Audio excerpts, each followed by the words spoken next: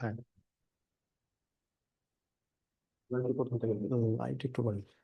হুম। আচ্ছা, সরি খুব সরি, আন্তরিক দুঃখিত। আচ্ছা, ওকে। আচ্ছা, এখন এখন শোনা যায় কি দেখেন, এখন শোনা যায়?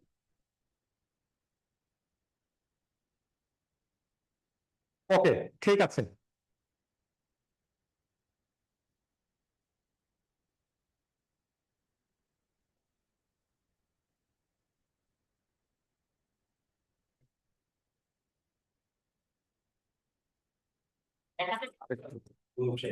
আরেকটু। ওকে, ঠিক আছে। আচ্ছা, এখন তো শুনলেন না, দেখেন আমরা যে বিষয় নিয়ে আলোচনা করবো, এখানে চলে আসবো, বলেছি যে বাংলাদেশ বিষয়বলী লেকচার 1-এ বাংলাদেশ পরিচিতি, বাংলাদেশের অবস্থান, বাংলাদেশের ভৌগোলিক অবস্থান, এই বিষয়গুলো নিয়ে কিন্তু আজকে আমরা আলোচনা করবো। ঠিক আছে, এই বিষয়গুলো নিয়ে আমরা আলোচনা করবো। বাংলাদেশ পরিচিতিতে আমরা চলে আসবো। এই যে দেখেন বাংলাদেশ পরিচিতি, এই বাংলাদেশ পরিচিতিতে আমরা জানবো, প্রথমে যেটা জানবো সেটা হচ্ছে বাংলাদেশের নামকরণের ইতিহাস। বাংলাদেশের নামকরণের ইতিহাস, বাংলাদেশ কি করে আজ এই পর্যন্ত আসছে, কিভাবে বাংলাদেশ নামকরণ করা হয়েছে, কতটা বিবর্তনের মধ্যে দিয়ে বাংলাদেশের নামকরণ করা হয়েছে, এই বিষয়গুলো এই বিষয়গুলো কিন্তু হচ্ছে এই বিষয়গুলো কিন্তু আজকে আমরা জানবো কিন্তু। ঠিক আছে, এই বিষয়গুলো কিন্তু হচ্ছে আজকে আমরা জানবো। ঠিক আছে, এই বিষয়গুলো আজকে আমরা জানবো। শুরুতেই চলে যাচ্ছি, দেখেন বাংলাদেশ নামকরণের ইতিহাস। ঠিক আছে, বাংলাদেশ নামকরণের ইতিহাস। দেখেন বাংলাদেশের নামকরণের ইতিহাস, বাংলাদেশের নামকরণের ইতিহাস, বাংলাদেশের নামকরণের ইতিহাস। দেখেন বাংলাদেশের প্রথম নাম ছিল হচ্ছে প্রথম নাম ছিল হচ্ছে বঙ্গ। প্রথম নাম কি ছিল? বঙ্গ। ঠিক আছে, প্রথম নাম কি ছিল? বঙ্গ। বলা হয় প্রাচীন বাংলা ছিল, প্রাচীন প্রাচীন বাংলার নাম ছিল বঙ্গ। প্রাচীন বাংলার নাম কি ছিল? বঙ্গ। দেখেন এই বঙ্গ নামের এই বঙ্গ নামের এই বঙ্গ নামের প্রথম উল্লেখ পাওয়া যায়, উল্লেখ পাওয়া যায় পাওয়া যায় ঋগ ঋগ ঐতরেয় ঐতরেয় আরণ্যক গ্রন্থে। ঋগ্বেদের ঐতরেয় আরণ্যক গ্রন্থে। ঠিক আছে, ঋগ্বেদের ঐতরেয় আরণ্যক গ্রন্থে। এখন প্রশ্ন হচ্ছে ঋগ্বেদটা কি? ঋগ্বেদ, আচ্ছা, এখানে অনেকে হিন্দু আছেন না?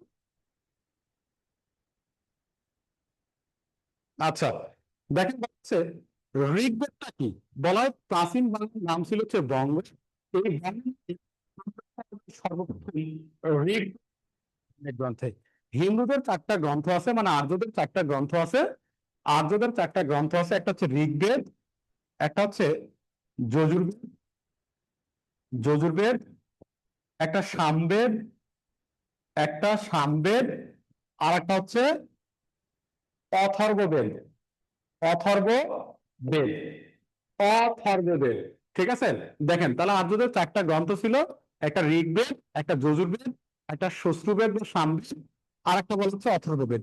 এই 4টা গ্রন্থের মধ্যে ঋগ্বেদ হচ্ছে আর্যদের একটা জাতি। হিন্দু হিন্দু আর্য বলা হয়। তো হিন্দুদের মানে পবিত্র গ্রন্থ হচ্ছে ঋগ্বেদ। আর আর্যদের বা হিন্দুদের ধর্মীয় নাম হচ্ছে বেদ। তেমন হিন্দুদের গ্রন্থের নাম হচ্ছে বেদ। বেদ, ঠিক আছে, ধর্মগ্রন্থের নাম হচ্ছে বেদ, কিন্তু তাদের পবিত্র অংশে সর্বপ্রথম এই যায় এই বঙ্গ যায়। ঠিক আছে, বঙ্গ নামের উল্লেখ পাওয়া যায়। ঠিক আছে, বঙ্গ নামে যায়। মানে বাংলাদেশের প্রাচীন নাম ছিল হচ্ছে বঙ্গ। এই বঙ্গ নামের উল্লেখ পাওয়া যায় সর্বপ্রথম ঋগ্বেদের ঐতরেয় গ্রন্থে। এরকম দেখুন, এই বঙ্গ থেকে চলে আসলে হচ্ছে বাংলা, এই বঙ্গ থেকে চলে আসলো কি বাংলা, ঠিক আছে। এই বঙ্গ থেকে চলে আসলো কি বাংলা, এই বঙ্গ থেকে চলে আসলো হচ্ছে বাংলা, এই বঙ্গ থেকে চলে আসলো কি বাংলা, বুঝা গেছে। এই বঙ্গ থেকে চলে আসলো হচ্ছে বাংলা। দেখেন বাংলা পর্যায়ে প্রথম কোথায়, আচ্ছা, মধ্য বিখ্যাত মুসলিম শাসক ছিল, তার নাম হচ্ছে সুলতান শামসুদ্দিন ইলিয়াস শাহ।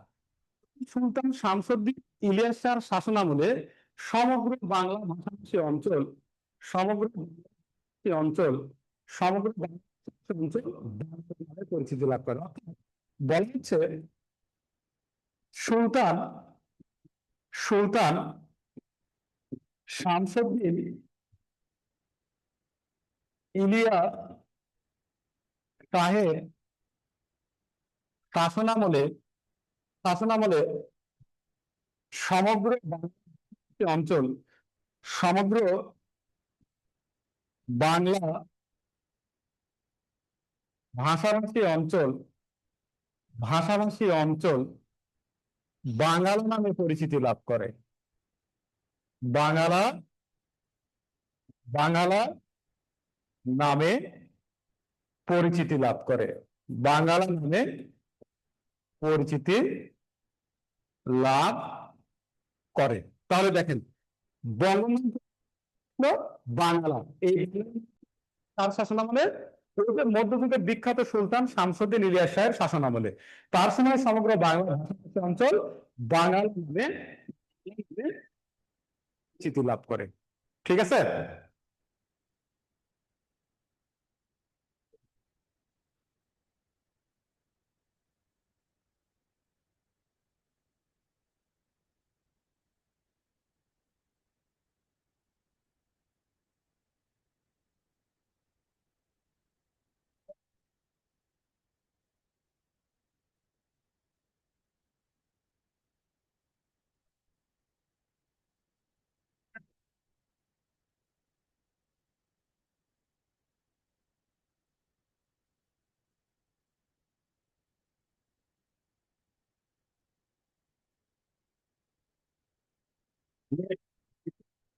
করছি।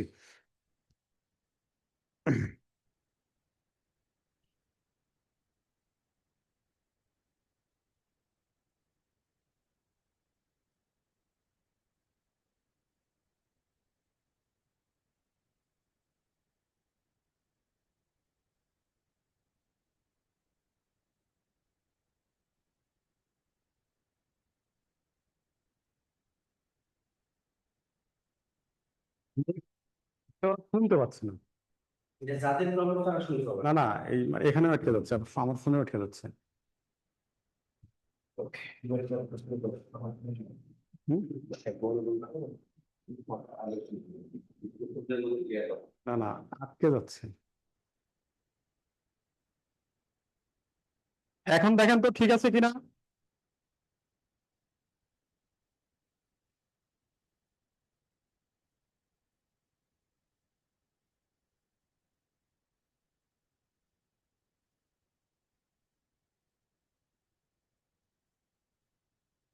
সালাম দিয়েছেন, ওয়ালাইকুম আসসালাম।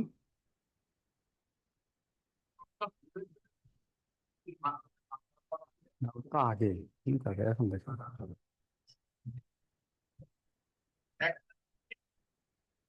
হ্যাঁ, আরেকবার লিখা। ওকে, ঠিক আছে, দেখেন বলা হচ্ছে এই বাংলার প্রাচীন নাম ছিল হচ্ছে বঙ্গ। বাংলার প্রাচীন নাম কি ছিল, বাংলার প্রাচীন নাম ছিল হচ্ছে, এই বাংলার প্রাচীন নাম ছিল হচ্ছে বঙ্গ। এই বঙ্গ নামের প্রথম উল্লেখ পাওয়া যায় ঋগ্বেদের, গ্রন্থে, ঋগ্বেদের ঐতিহ্য আরণ্যক গ্রন্থে। এরপর এই বঙ্গ থেকে চলে আসে হচ্ছে বাংলা। বলা হয় মধ্যযুগের বিখ্যাত সুলতান শামসুদ্দিন ইলিয়াস শাহের শাসনামলে সমগ্র অঞ্চল, মানে আমাদের পুরো অঞ্চল এই বাংলা নামে হচ্ছে পরিচিতি লাভ করে। কি নামে পরিচিতি লাভ করে, বাংলা নামে কিন্তু হচ্ছে পরিচিতি লাভ করে। ইংলিশের প্রবলেম আছে যেটাতে আবার লঙ্ঘন করবেন নাকি।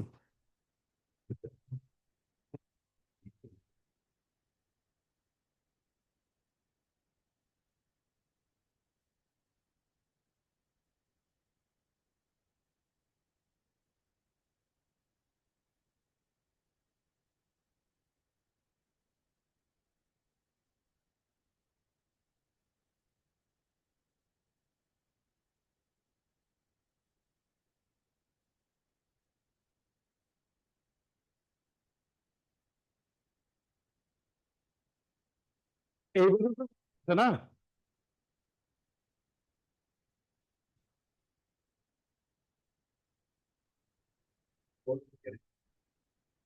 এসির মোড দেখতে হবে, রিমোট করে দেখি, মোড তো চেঞ্জ করা আছে। Change করা আছে।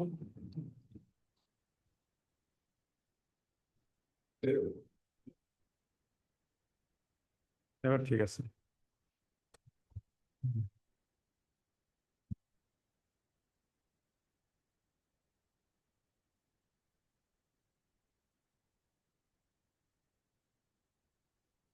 ঠিক আছে,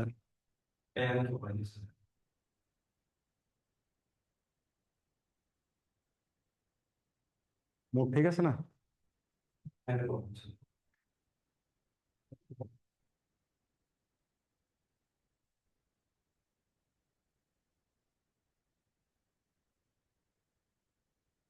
ওকে,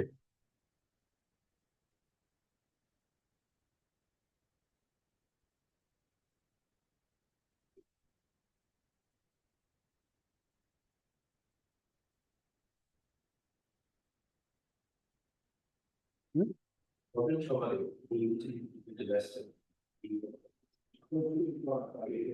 এটা কমেন্ট সেকশনটা অন করে।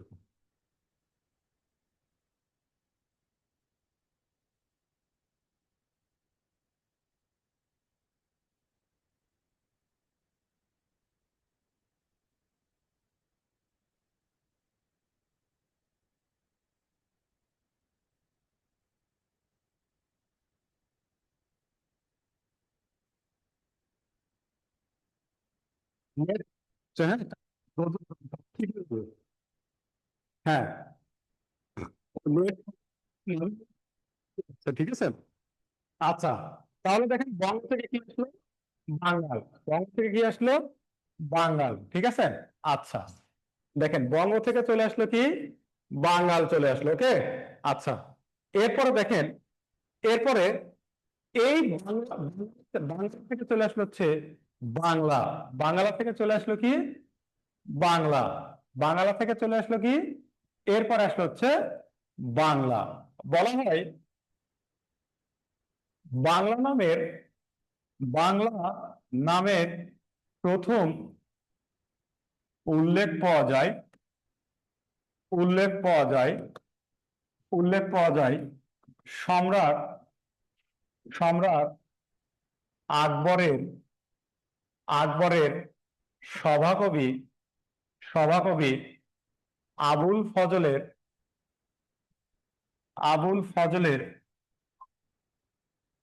আইন ই আকবরী গ্রন্থে, আইন ই আকবরী গ্রন্থে। ঠিক আছে, তাহলে দেখেন বাংলা থেকে চলে আসলো কি, বাংলা। এই বাংলা নামের উল্লেখ পাওয়া যায় সর্বপ্রথম সম্রাট আকবরের সভাকবি আবুল ফজলের আইনি আকবরী গ্রন্থে। অর্থাৎ এই আইনি আকবরী গ্রন্থ হচ্ছে সম্রাট আকবরের আত্মজীবনীমূলক গ্রন্থ। এই আত্মজীবনীমূলক গ্রন্থ লিখেছিলেন কিন্তু হচ্ছে এই আবুল ফজল, আকবরের সভাকবি। এই গ্রন্থে প্রথম হচ্ছে বাংলা নামের উল্লেখ পাওয়া যায়। এরপর এই বাংলা থেকে চলে আসলো হচ্ছে সুবে বাংলা। এই বাংলা থেকে আবার চলে আসলো কি, সুবে বাংলা। অর্থাৎ বলা হয়ে থাকে মোগল শাসনামলে, মোগল, মোগল শাসনামলে, মোগল শাসনামলে, মোগল শাসনামলে বাংলা, মোগল শাসনামলে বাংলা, সুবে বাংলা, সুবে বাংলা নামে পরিচিতি, পরিচিত ছিল, পরিচিত ছিল। আর সুবে বাংলার শাসনকর্তাকে, আর সুবে বাংলার, সুবে বাংলার শাসনকর্তাকে বলা হয়, শাসন কর্তাকে বলা হয়, বলা হয় সুবেদার। সুবে বাংলার শাসনকর্তাকে কি বলা হতো, সুবেদার। দেখেন মুঘলদের এই সুবে বাংলা নামে পরিচিত ছিল, মানে সুবে বাংলা, ঠিক আছে, সুবে বাংলা যেটাকে আমরা বলি, ওই সুবে বাংলাকে বলা হতো কি, সুবেদার বলা হতো। কি বলা হতো, সুবেদার বলা হতো। ঠিক আছে, এই সুবে বাংলা শাসনকর্তাকে কি বলতো, সুবেদার বলা হতো। কি বলা হতো, সুবেদার,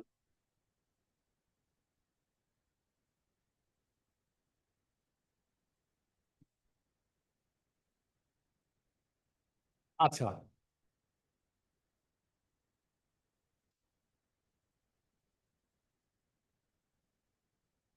ভাই ক্লাস তো আটকে যায়,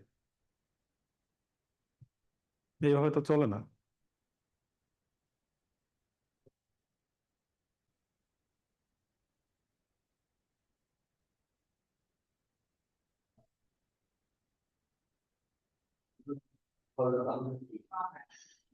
না তো জুমে ঠিক আছে, জুমে সাউন্ড ঠিক আছে।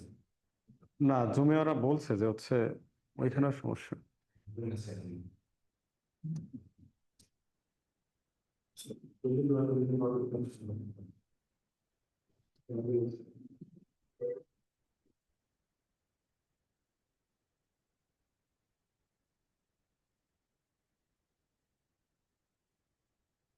ওকে, এরপর দেখেন এই সুবে বাংলার পর হচ্ছে পূর্ব বাংলা। এটা খুবই মনোযোগ দিয়ে শুনবেন। পূর্ব বাংলা বলা হয়ে থাকে 1905 সালের 1905 সালের হুম, জুমে বাট ফেসবুকে কি প্রবলেম হচ্ছে?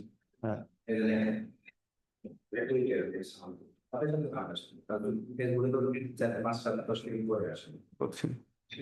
ওকে, দেখেন বলা হচ্ছে 1905 সালে বাংলা দুইটি ভাগে ভাগ হয়ে যায়। দুইটি ভাগে ভাগ হয়ে যায়, ঠিক আছে, ভাগ হয়ে যায়। অর্থাৎ কি হয়েছিল, বঙ্গভঙ্গ। অর্থাৎ কি হইলো, বঙ্গভঙ্গ দুইটা ভাগে ভাগ হয়ে গেল। কি কি? একটা হচ্ছে পূর্ব বাংলা, একটা হচ্ছে পূর্ব বাংলা, মানে আমরা যেখানে অবস্থান করছি এটা পূর্ব বাংলা, আর একটা হচ্ছে পশ্চিম বাংলা, আর একটা হচ্ছে পশ্চিম বাংলা। তাহলে এই যে সুবে বাংলার যে শাসনকর্তা ছিল তাকে আমরা কি বলতাম, সুবেদার বলতাম, সুবে Bangla.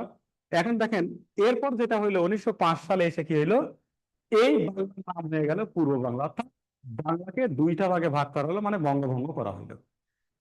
British viceroy Lord Curzon কি করলেন, বাংলাকে দুইটা ভাগে ভাগ করে দিলেন, ঠিক আছে।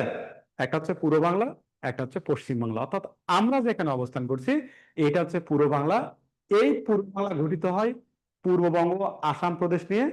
আর পশ্চিমবঙ্গ গঠিত হয় কলকাতা, মুর্শিদাবাদ, বীরভূম, নদিয়া, মালদহ, এই অঞ্চলগুলো নিয়ে হচ্ছে পশ্চিম বাংলা কিন্তু গঠন করা হয়।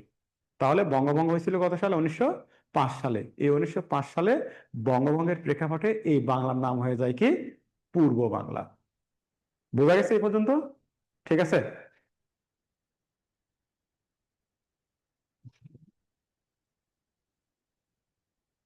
জুমে তো ঠিক দেখা যাচ্ছে রে ভাই, জুমে দেখা যাচ্ছে ঠিক।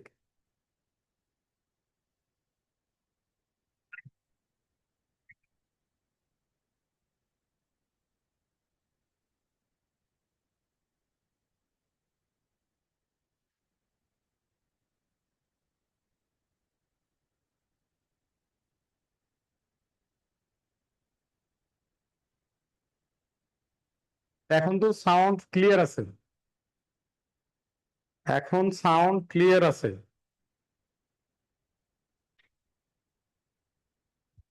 তাহলে নেট প্রবলেম, যার কারণে ওই বোর্ডটা বোঝা যাচ্ছে না।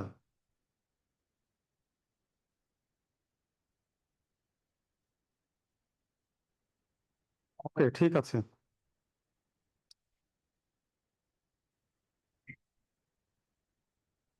আচ্ছা, তাহলে দেখেন বাংলা থেকে চলে আসলো বাংলা, তারপর হচ্ছে সুবে বাংলা, তারপর হলো কি পূর্ব বাংলা। 1905 সালে বাংলার নাম হয়ে যায় কি, পূর্ব বাংলা। ওকে, এরপর দেখেন আমরা চলে যাব এই থেকে হয়ে গেল কি, বাংলার নাম হচ্ছে পূর্ব পাকিস্তান। পূর্ব পাকিস্তান, পূর্ব বাংলার নাম হয়ে গেল কি, পূর্ব পাকিস্তান। কি হয়ে গেল, পূর্ব পাকিস্তান, ঠিক আছে, পূর্ব পাকিস্তান। বোঝা গেছে, পূর্ব পাকিস্তান। বলা হয় 23শে মার্চ 23শে মার্চ 1956 সালে 1956 সালে পূর্ব বাংলার নাম পরিবর্তন করে পূর্ব বাংলার পূর্ব বাংলার পূর্ব বাংলার নাম পরিবর্তন করে পরিবর্তন পরিবর্তন করে পূর্ব বাংলার নাম পরিবর্তন করে পূর্ব পাকিস্তান নামকরণ করা হয়। পূর্ব পাকিস্তান নামকরণ করা হয়। নামকরণ নামকরণ করা হয়। ঠিক আছে, পূর্ব বাংলার নাম পরিবর্তন করে কি করা হয়? পূর্ব পাকিস্তান কিন্তু হচ্ছে করা হয়। তাহলে দেখেন, 23শে মার্চ 1956 সালে পূর্ব বাংলার নাম পরিবর্তন করে পূর্ব পাকিস্তান নামকরণ করা হয়। কেন এই দিনে করা হলো? কারণ এই দিনে হচ্ছে পাকিস্তানের প্রথম সংবিধান বা শাসনতন্ত্র প্রণয়ন করা হয়। এই দিনেই পাকিস্তানের প্রথম সংবিধান বা শাসনতন্ত্র প্রণয়ন করা হয়। ওই সংবিধানে পূর্ব বাংলার নাম পরিবর্তন করে পূর্ব পাকিস্তান নামকরণ করা হয়। ঠিক আছে, ওকে। এই পূর্ব পাকিস্তান থেকে বাংলাদেশ নাম হয়ে যায় হচ্ছে, পূর্ব পাকিস্তান থেকে নাম হয়ে যায় কি বাংলাদেশ। অর্থাৎ 5 ডিসেম্বর 5 ডিসেম্বর 1969 সালে 1969 সালে 5 ডিসেম্বর 1969 সালে বঙ্গবন্ধু কি করলেন? বঙ্গবন্ধু বাংলাদেশ নামকরণ করলেন। বাংলাদেশ নামকরণ করেন। অর্থাৎ ওই পূর্ব পাকিস্তানের নাম পরিবর্তন করে বাংলাদেশ নামকরণ করেন। 5 ডিসেম্বর 1969 সালে সরাউদ ওই রেসকোর্স ময়দানে একটা হচ্ছে সম্মেলন হয়। ওই সম্মেলনে বঙ্গবন্ধু পূর্ব পাকিস্তানের নাম পরিবর্তন করে বাংলাদেশ নামকরণ করেছিলেন। কারণ 5 ডিসেম্বর ছিল গণতন্ত্রের যে মানসপুত্র ছিল, অবিভক্ত বাংলাদেশ শেষ মুখ্যমন্ত্রী ছিল হোসেন শহীদ সোহরাওয়ার্দী। ওই হোসেন শহীদ সোহরাওয়ার্দীর হচ্ছে মৃত্যুবার্ষিকী। 1963 সালে লেবাননের রাজধানী বৈরুতে 5 ডিসেম্বর 1963 সালে লেবাননের রাজধানী বৈরুতে হোসেন শহীদ সোহরাওয়ার্দী মারা যায়। মারা গেলে তার মৃত্যুবার্ষিকী স্মরণে যে সম্মেলনটা হয়েছিল ওই রেসকোর্স ময়দানে 5 ডিসেম্বর 1969 সালে, ওই দিনে বঙ্গবন্ধু পূর্ব পাকিস্তানের নাম পরিবর্তন করে বাংলাদেশ নামকরণ করেন। ঠিক আছে, বোঝা গেছে?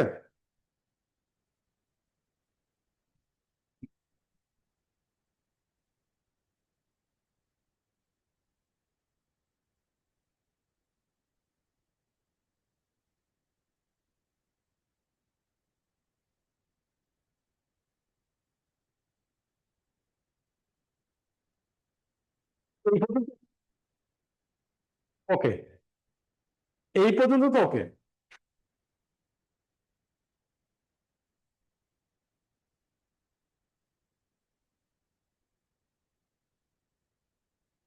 হ্যাঁ, ঠিক আছে তহিদুর, তহিদুল আবিদ, ঠিক আছে ভাই। হ্যাঁ,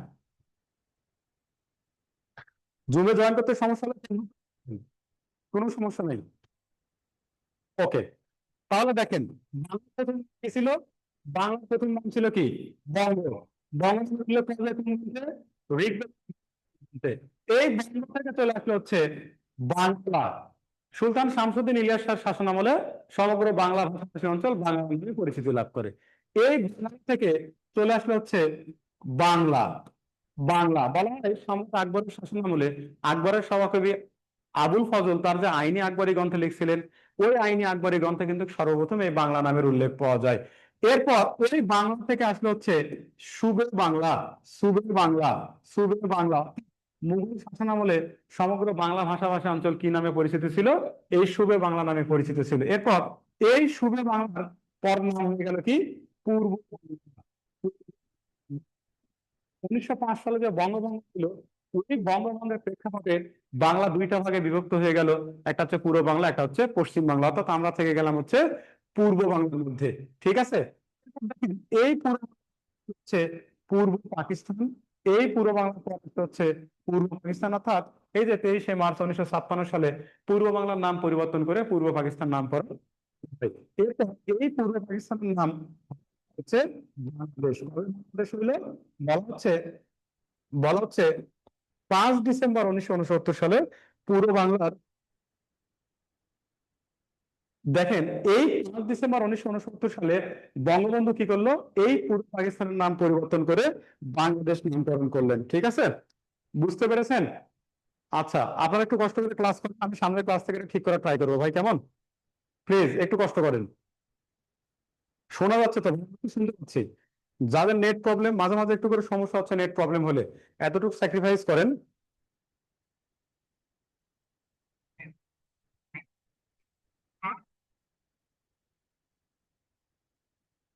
ওকে, রোশন দাস, ঠিক আছে ভাই, থ্যাংক ইউ। ওকে, আচ্ছা, তাহলে বাংলাদেশের নামকরণ ইতিহাস আমরা জানলাম। ঠিক আছে, বাংলাদেশের নামকরণ ইতিহাসটা আমরা কি করলাম, জানলাম। ঠিক আছে, এই পর্যন্ত তো ক্লিয়ার, তাই না? বলেন তো, এই পর্যন্ত ক্লিয়ার না? এই পর্যন্ত তো ক্লিয়ার, তাই না? ওকে,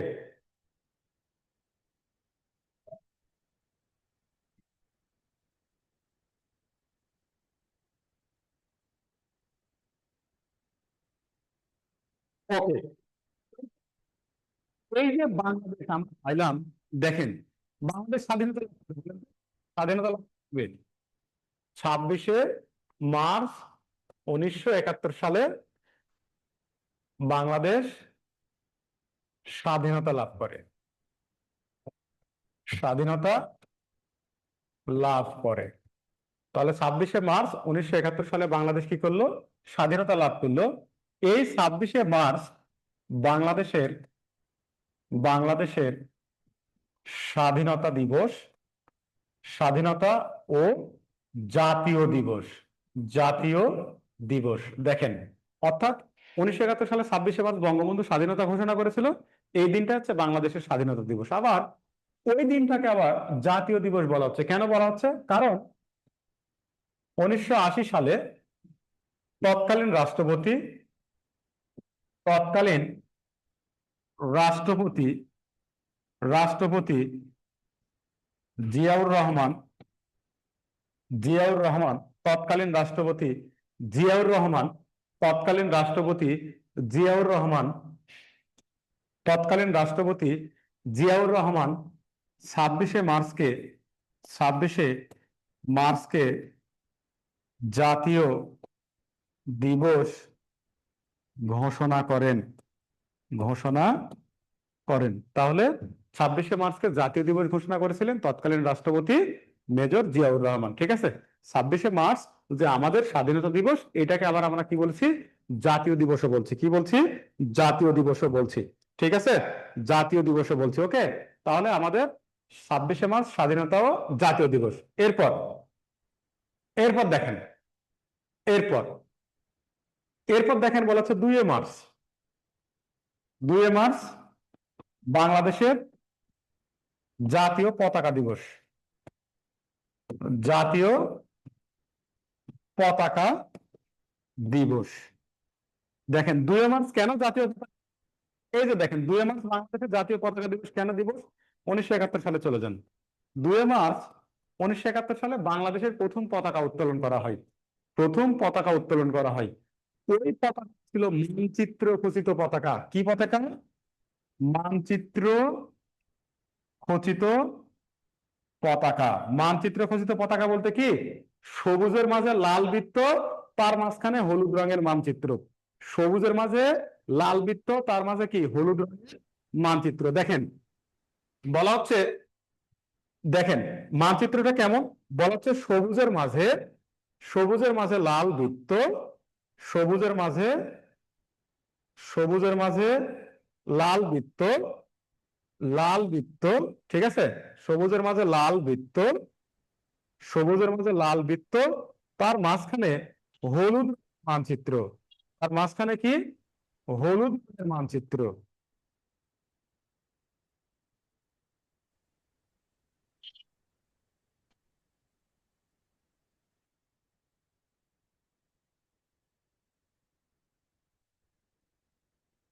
দেখেন বলা হচ্ছে সবুজের মাঝে লাল বৃত্ত, ঠিক আছে, সবুজের মাঝে কি, লাল বৃত্ত, সবুজের মাঝে হচ্ছে কি, লাল বৃত্ত, তার মাঝখানে কি ছিল, হলুদ চিত্র। আমাদের প্রথম যে মানচিত্রটা ছিল, প্রথম যে মানচিত্রটা ছিল ঠিক এটা কিন্তু এরকম, সবুজের মাঝে লাল বৃত্ত, তার মাঝখানে কি বলেছি, হলুদ চিত্র। সবুজের লাল বৃত্ত, সবুজের মাঝে লাল বৃত্ত, তার মাঝখানে কি ছিল, হলুদ চিত্র, তার মাঝখানে কি ছিল, দেখেন হলুদ হচ্ছে মানচিত্র ছিল। বোঝা গেছে?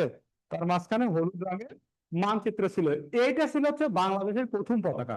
এই পতাকা উত্তোলন করা হয় এই 2 মার্চ 1971 সালে। 2 মার্চ 1971 সালে এই উত্তোলন 2 মার্চ 1971 সালে। আর এই পতাকা যিনি উত্তোলন করেন তিনি হচ্ছে তৎকালীন ডাকসু ভিপি ম আব্দুর রব। হ্যাঁ, এই আব্দুর রব তিনি বাংলাদেশের প্রথম যে মানচিত্র খচিত পতাকা ছিলেন, ওই পতাকা কিন্তু হচ্ছে উত্তোলন করেছিলেন। ঠিক আছে, কি করেছিলেন? উত্তোলন করেছিলেন। হ্যাঁ, আর এই পতাকার ডিজাইনার ছিলেন, এই পতাকার এই পতাকার ঠিক আছে ডিজাইনার ছিলেন, এই পতাকার ডিজাইনার ছিলেন এই পতাকার ডিজাইনার ছিলেন হচ্ছে শিবনারায়ণ দাস। শিব নারায়ণ শিবনারায়ণ দাস। তাহলে বাংলাদেশের প্রথম যে মানচিত্র খচিত পতাকা ছিল না, ওই পতাকার ডিজাইন এই যে শিবনারায়ণ দাস। আর এই পতাকা উত্তোলন উত্তোলন করেছিলেন কে? তৎকালীন ডাকসু ভিপি আব্দুর রব। তৎকালীন ডাকসু ভিপি আব্দুর রব।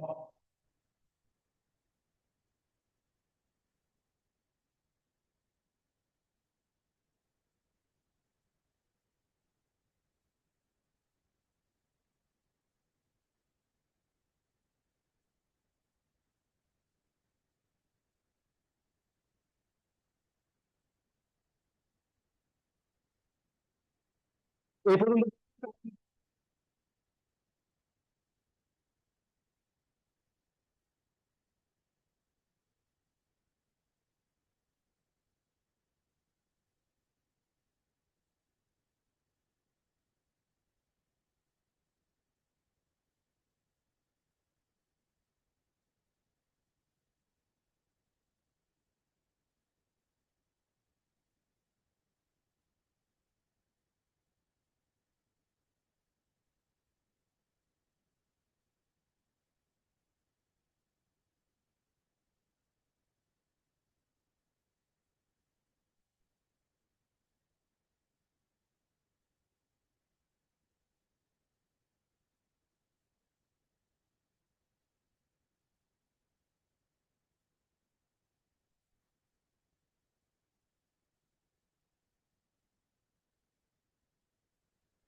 আচ্ছা, এই পর্যন্ত কাইন্ডলি বলবেন। হ্যাঁ,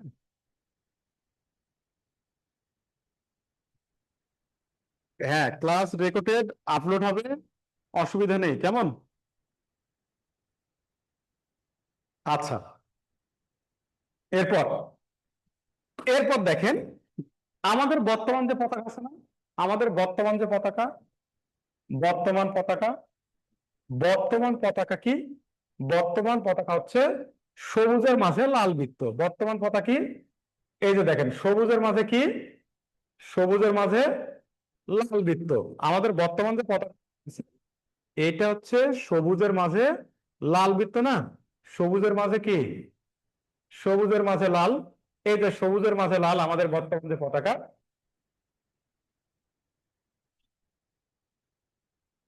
দেখেন, আমাদের বর্তমান পতাকা কি সবুজের মাঝে লাল না? সবুজের মাঝে লাল। দেখেন, আমাদের বর্তমান পতাকা কিন্তু হচ্ছে সবুজের মাঝে কিন্তু লাল। হ্যাঁ, আমাদের বর্তমান পতাকা হচ্ছে সবুজের মাঝে লাল। সবুজের মাঝে লাল, এটা একটু মাথা রাখেন। কেন এটা আমি করছি? কারণ এই টপিক গুলো থেকে এখন প্রশ্ন আসতেছে। কারণ এই টপিক গুলো থেকে এখন হচ্ছে প্রশ্ন আসতেছে। বুঝতে পেরেছেন? যার কারণে এই টপিক গুলোকে আমাদের গুরুত্ব দিতে হবে। এই টপিক গুলোকে আমাদের গুরুত্ব দিতে হবে। ঠিক আছে, এই টপিক গুলোকে আমাদের গুরুত্ব দিতে হবে। ঠিক আছে, দেখেন আমাদের যে বর্তমান পতাকা, এটা কি? এই যে সবুজের মাঝে লাল না? ঠিক আছে,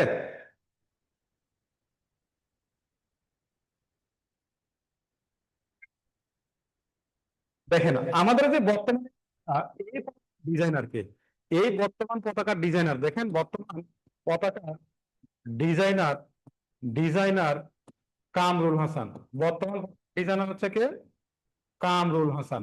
কামরুল হাসান, বাংলাদেশের পটুয়া শিল্পী কামরুল হাসান হচ্ছে আমাদের এই বর্তমান সবুজের মাঝে যে লাল বৃত্তের যে পতাকাটা রয়েছে, এই পতাকাটার কিন্তু হচ্ছে ডিজাইনার। ঠিক আছে, এই পতাকাটা ডিজাইনার। ঠিক আছে, এই পতাকা গৃহীত হয়, এই সবুজের মাঝে লাল, এই পতাকা গৃহীত হয় 17 জানুয়ারি 17 জানুয়ারি 1972 সালে।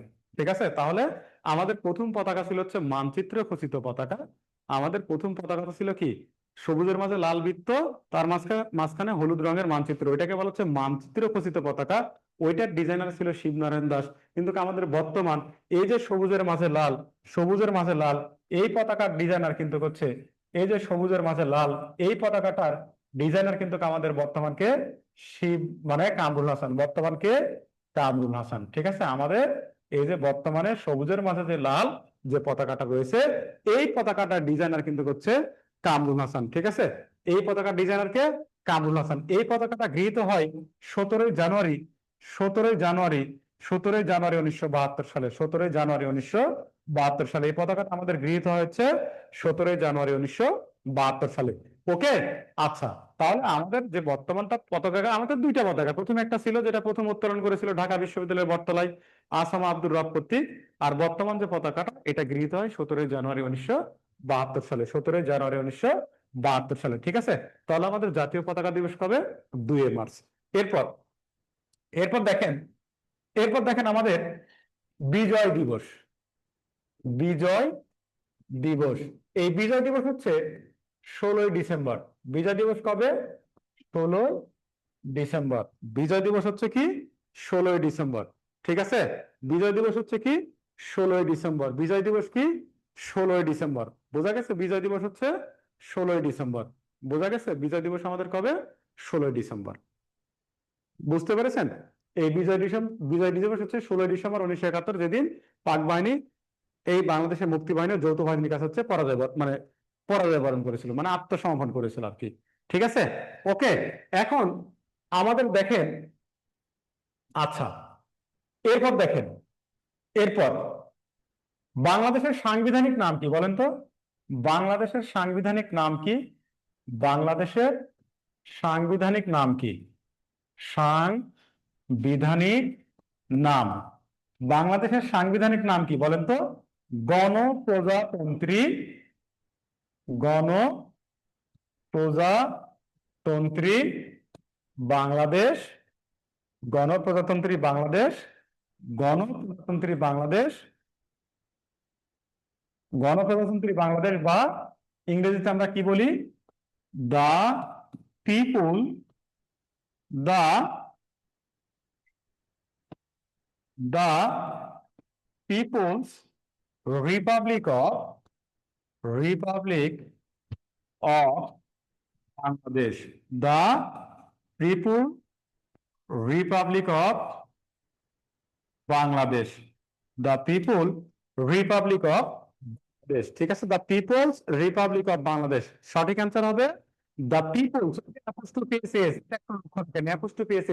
দা পিপলস রিপাবলিক অফ বাংলাদেশ। ঠিক আছে, এখন আমার প্রশ্ন হচ্ছে, এই বাংলাদেশকে কত সালে কত তারিখে গণপ্রজাতন্ত্রী বাংলাদেশ ঘোষণা করা হয়? ঠিক আছে, অ্যান্সার করেন তো, বাংলাদেশকে কত সালে গণপ্রজাতন্ত্রী বাংলাদেশ ঘোষণা করা হয়? বলেন, বাংলাদেশকে কত সালের কত তারিখে গণপ্রজাতন্ত্রী বাংলাদেশ ঘোষণা করা হয়?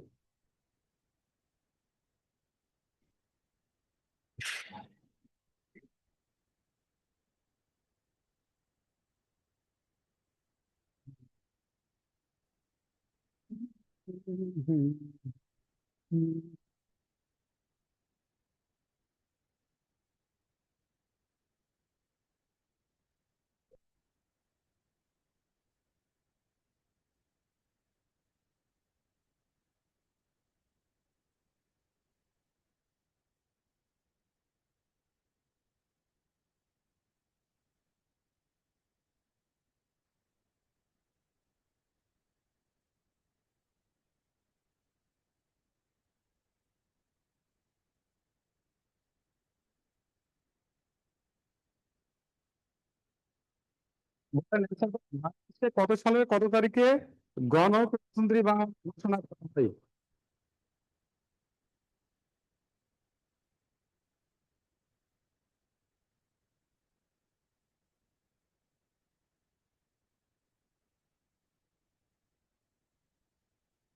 এই তো 17 এপ্রিল, আসাদুল ইসলাম, 17 এপ্রিল 1971। দেখেন, খুবই গুরুত্বপূর্ণ প্রশ্ন।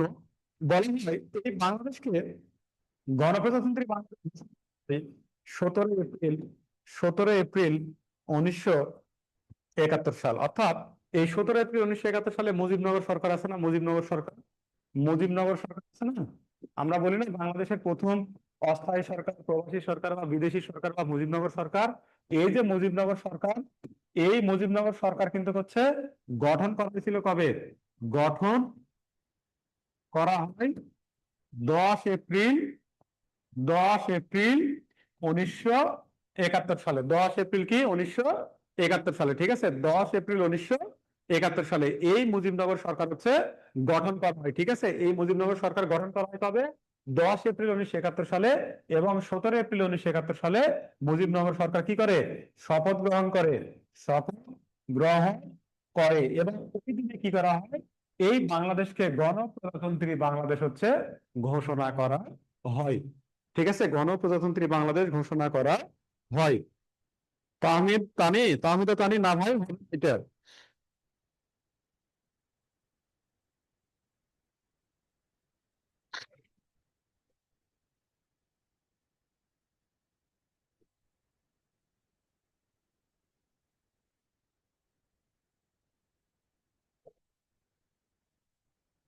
ওকে, ঠিক আছে, থ্যাংক ইউ। আচ্ছা, এই এই পর্যন্ত বলেন, এই পর্যন্ত যদি বোঝা যায় তাহলে একটু বলেন।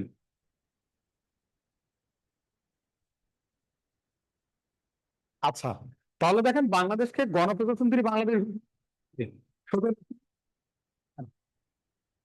আমি বলেছি ওই দিন, এই যে 10 এপ্রিল 1971 সালে না।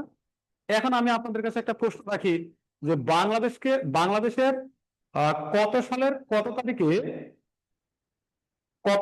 তারিখে, স্বাধীনতা ঘোষণা জারি করা হয় বলেন তো?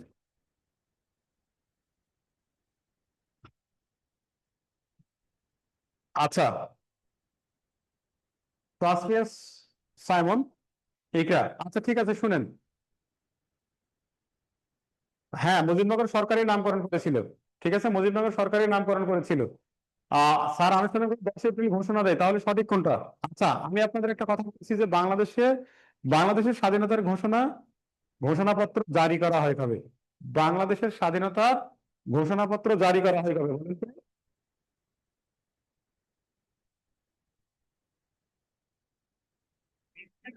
কোথায় তুই? আছিস? শোনে শোনে, আমার দেরি হবে। হ্যাঁ হ্যাঁ, যা হ্যাঁ হ্যাঁ, এই 11টা পরে।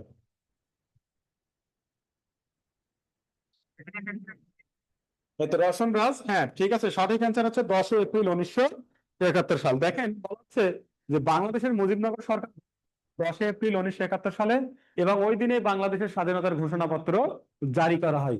দেখেন, স্বাধীনতার ঘোষণা দেওয়া ছিল 26 মার্চ 1971 সালে, কিন্তু স্বাধীনতার ঘোষণাপত্র জারি করা হয়েছিল ওই 10 এপ্রিল 1971 সালে, যা কার্যকর দেখানো হয় 26 মার্চ 1971 সাল থেকে। আর মুজিবনগর সরকার শপথ গ্রহণ করেছিল 1971 সালের 17 এপ্রিল, এবং ওই দিনেই বাংলাদেশকে গণপ্রজাতন্ত্রী বাংলাদেশ হচ্ছে ঘোষণা করা হয়। এবং ওই দিনে বাংলাদেশকে হচ্ছে গণপ্রজাতন্ত্রী বাংলাদেশ হচ্ছে ঘোষণা করা হয়। অর্থাৎ বাংলাদেশের সাংবিধানিক নাম হচ্ছে গণপ্রজাতন্ত্রী বাংলাদেশ, গণপ্রজাতন্ত্রী বাংলাদেশ। ঠিক আছে, গণপ্রজাতন্ত্রী বাংলাদেশ, বোঝা গেছে? গণপ্রজাতন্ত্রী বাংলাদেশ। তাহলে বাংলাদেশকে গণপ্রজাতন্ত্রী বাংলাদেশ ছিল কবে? 17 এপ্রিল 1971 সালে। এখন আমার হচ্ছে বাংলাদেশকে কেন গণপ্রজাতন্ত্রী বাংলাদেশ ঘোষণা করা হয়? দুটো answer করুন। বাংলাদেশকে কেন গণপ্রজাতন্ত্রী, একটু অ্যান্সার করবেন, বাংলাদেশকে কেন গণপ্রজাতন্ত্রী বাংলাদেশ ঘোষণা করা হয়? ঠিক আছে, প্রশ্নে দুইটা উত্তর কখনোই থাকবে না, যে কোনো একটা উত্তর থাকবে। প্রশ্নের দুইটা উত্তর কখনোই থাকবে না, যে কোনো একটা থাকবে। ঠিক আছে,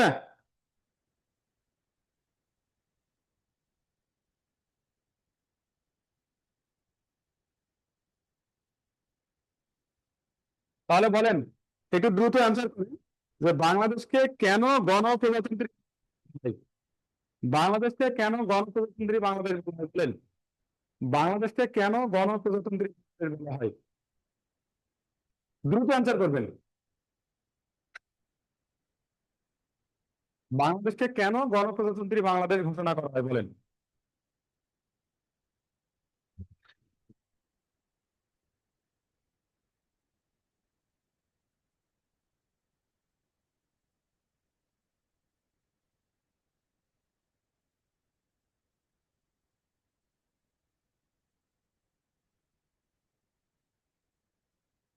হাজেরা খাতুন স্বাধীনতার ঘোষণাপত্র? না, এটা হবে না। অনেকে আছেন, অ্যান্সার করতে পারেন, বলেন বাংলাদেশকে কেন গণপ্রজাতন্ত্রী বাংলাদেশ বলা হয়? বাংলাদেশকে কেন গণপ্রজাতন্ত্রী বাংলাদেশ বলা হয়? গণপ্রজাতন্ত্রী বাংলাদেশ, গণপ্রজাতন্ত্রী বাংলাদেশ। বাংলাদেশকে কেন গণপ্রজাতন্ত্রী বাংলাদেশ বলা হয় বলুন? আচ্ছা দেখেন, বাংলাদেশকে গণপ্রজাতন্ত্রী বাংলাদেশ বলার কারণ দেখেন। আচ্ছা দেখেন, এখানে দুইটা শব্দ আছে, একটা আছে গণ আর একটা আছে প্রজাতন্ত্রী। একটা গণ আর একটা কি প্রজা, দুইটাই শব্দ কিন্তু এখানে আছে। অর্থাৎ একটা বলা হচ্ছে কি ডেমোক্রেসি, কি বলা হচ্ছে ডেমোক্রেসি। ডেমোক্রেসি মানে কি গণতন্ত্র না? ডেমোক্রেসি মানে কি গণতন্ত্র। এখন দেখেন বলা হচ্ছে রিপাবলিক। রিপাবলিক, রিপাবলিক মানে হচ্ছে, রিপাবলিক মানে কি প্রজাতন্ত্র। রিপাবলিক মানে হচ্ছে প্রজাতন্ত্র। দেখেন, আচ্ছা বাংলাদেশকে কেন গণপ্রজাতন্ত্রী বাংলাদেশ বলা হয় এইটা আপনারা আজকে শিখেন। অনেক বছর হলো তো, এটা আগে শেখার কথা কিন্তু এখন শিখেন নাই, আজকে এটা শিখেন। দেখেন কেন বলা হচ্ছে গণপ্রজাতন্ত্রী বাংলাদেশ কেন বলা হচ্ছে। দেখেন, আমি গণতন্ত্রের দুইটা বৈশিষ্ট্য লিখি। এক, বলা হচ্ছে the god, the god, the god,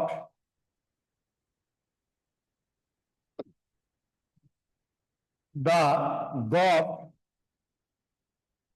gov বলতে কিন্তু গভর্নমেন্ট বোঝানো হচ্ছে, গভ বলতে গভর্নমেন্ট বোঝানো হচ্ছে। দেখেন বলা হচ্ছে the gov must be elected by,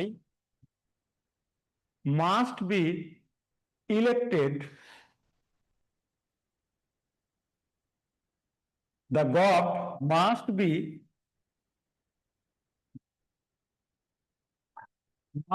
elected by direct vote of the people। অর্থাৎ বলা হচ্ছে the God must be elected by direct vote of people. জনগণের নির্বাচিত হবে, কোথায় নির্বাচিত হবে? গণতন্ত্রে, রাষ্ট্রে। ঠিক আছে, এরপর দেখেন বলা হচ্ছে বৈশিষ্ট্য বলছি, the people, the people can take part, take part, take part the God activities, God activities। ঠিক আছে, বলা হচ্ছে the people can take part the God activities। ঠিক আছে, অর্থাৎ জনগণ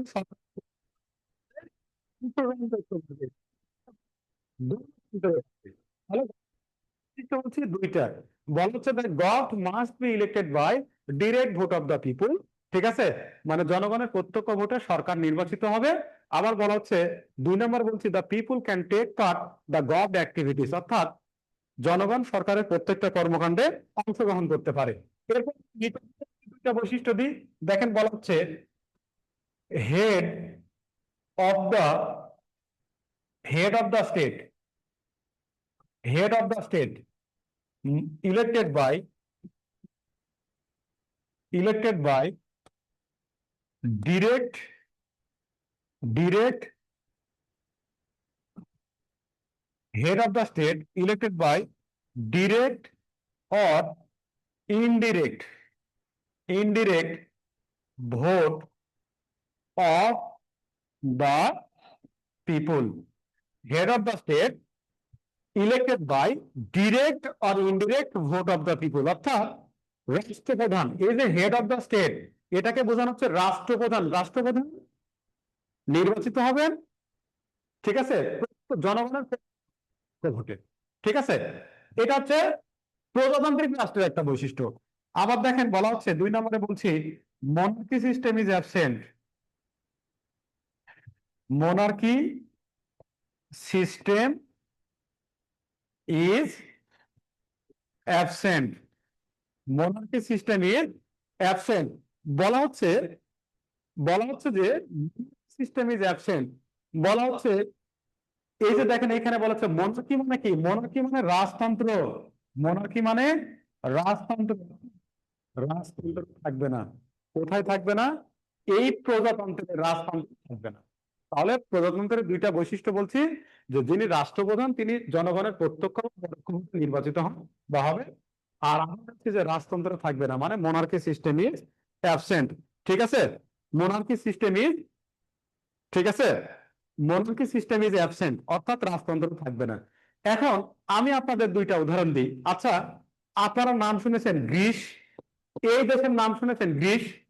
গ্রিস বলা হয় গণতন্ত্রের শক্তি বা গণতন্ত্রের সূতিকাগার। বলা হচ্ছে গণতন্ত্রের, আচ্ছা আমি উপরে লিখে এটা, বলা হচ্ছে গ্রিস, গ্রিস হচ্ছে গণতন্ত্রের সূতিকাগার। গণতন্ত্রের মানে সূতিকাগার, সূতিকাগার মানে গণতন্ত্রের সূচনা হয় যেখানে, সেই দেশটার নাম হচ্ছে গ্রিস। আর একটা দেশ আছে না ইউকে, যেটাকে আমরা কি বলি? যুক্তরাজ্য। যুক্তরাজ্য, এটাকে বলা হয় আধুনিক গণতন্ত্রের সূতিকাগার, অর্থাৎ আধুনিক গণতন্ত্রের গণতন্ত্রের সূতিকাগার বলা হয়।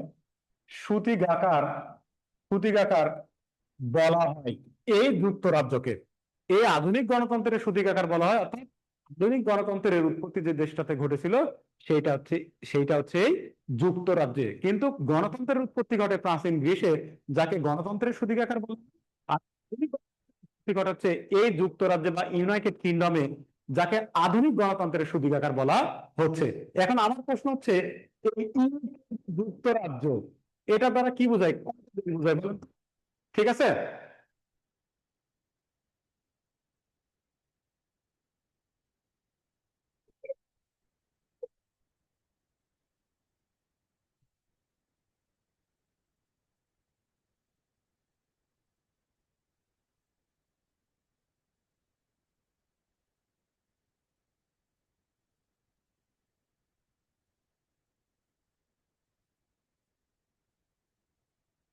ইউকে বলতে কি বোঝায়, কয়টা দেশ বোঝায় বলুন তো?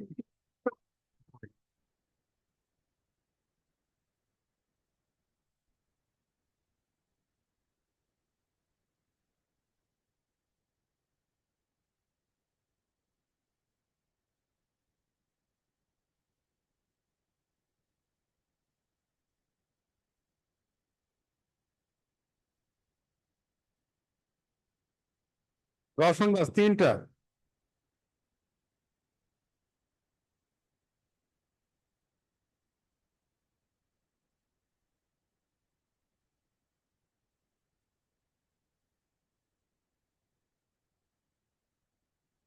দেখেন এটা আপনাকে আগে ক্লিয়ার করে শিখেন, দেখেন। আচ্ছা আমি বলেছি কি ইউকে, কি বলেছি? ইউকে না, United kingdom. United United kingdom বলেছি না, ইউনাইটেড কিংডম। আচ্ছা এটা মানে কি বাংলা? যুক্তরাজ্য। এই যুক্তরাজ্যের পূর্ব নাম হচ্ছে গ্রেট ব্রিটেন। যুক্তরাজ্যের পূর্ব নাম কি? Great Britain. 1707 সালে, 1707 সালে, হ্যাঁ আমি বলবো, দেখেন 1707 সালে England, England, Wales, England, Wales, Scotland, এই 3টা রাষ্ট্র নিয়ে গ্রেট, এই 3টা রাষ্ট্র নিয়ে গ্রেট ব্রিটেন গঠন হয়। এই 3টা রাষ্ট্রের সাথে যখন উত্তর আয়ারল্যান্ড যোগ দেয়, উত্তর আয়ারল্যান্ড যোগ দেয়, তখন এই গ্রেট ব্রিটেনের নাম হচ্ছে ইউকে বা ইউনাইটেড কিংডম বা যুক্তরাজ্য, অর্থাৎ গ্রেট ব্রিটেনের রাষ্ট্র ছিল তিনটা, ইংল্যান্ড, ওয়েলস এবং স্কটল্যান্ড। পরবর্তীতে এই তিনটা রাষ্ট্রের সাথে যখন এই যে দেখেন এই উত্তর আয়ারল্যান্ড যোগ দিল, তখন এই নাম পরিবর্তন হয়ে যায় হচ্ছে কি যুক্তরাজ্য বা ইউনাইটেড কিংডম। যুক্তরাজ্য বা ইউনাইটেড কিংডম, এইটা বুঝতেছে? তাহলে যুক্তরাজ্য বলতে কাকে বোঝায়, যুক্তরাষ্ট্র বলতে কাকে বোঝায়, এই ব্রিটেন কাকে বোঝায়? একটা জিনিস মাথায় রাখবেন, এই যে চারটা রাষ্ট্র এখানে আছে, এই চারটা রাষ্ট্রের রাষ্ট্রপ্রধান হবে ইংল্যান্ডের সংবিধান অনুসারে।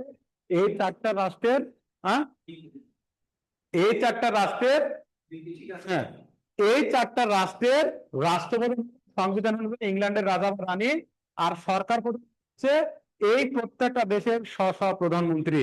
যেমন যুক্তরাজ্যের রাজা হচ্ছে তৃতীয় চার্লস, রানী দ্বিতীয় এলিজাবেথের জ্যেষ্ঠ পুত্র।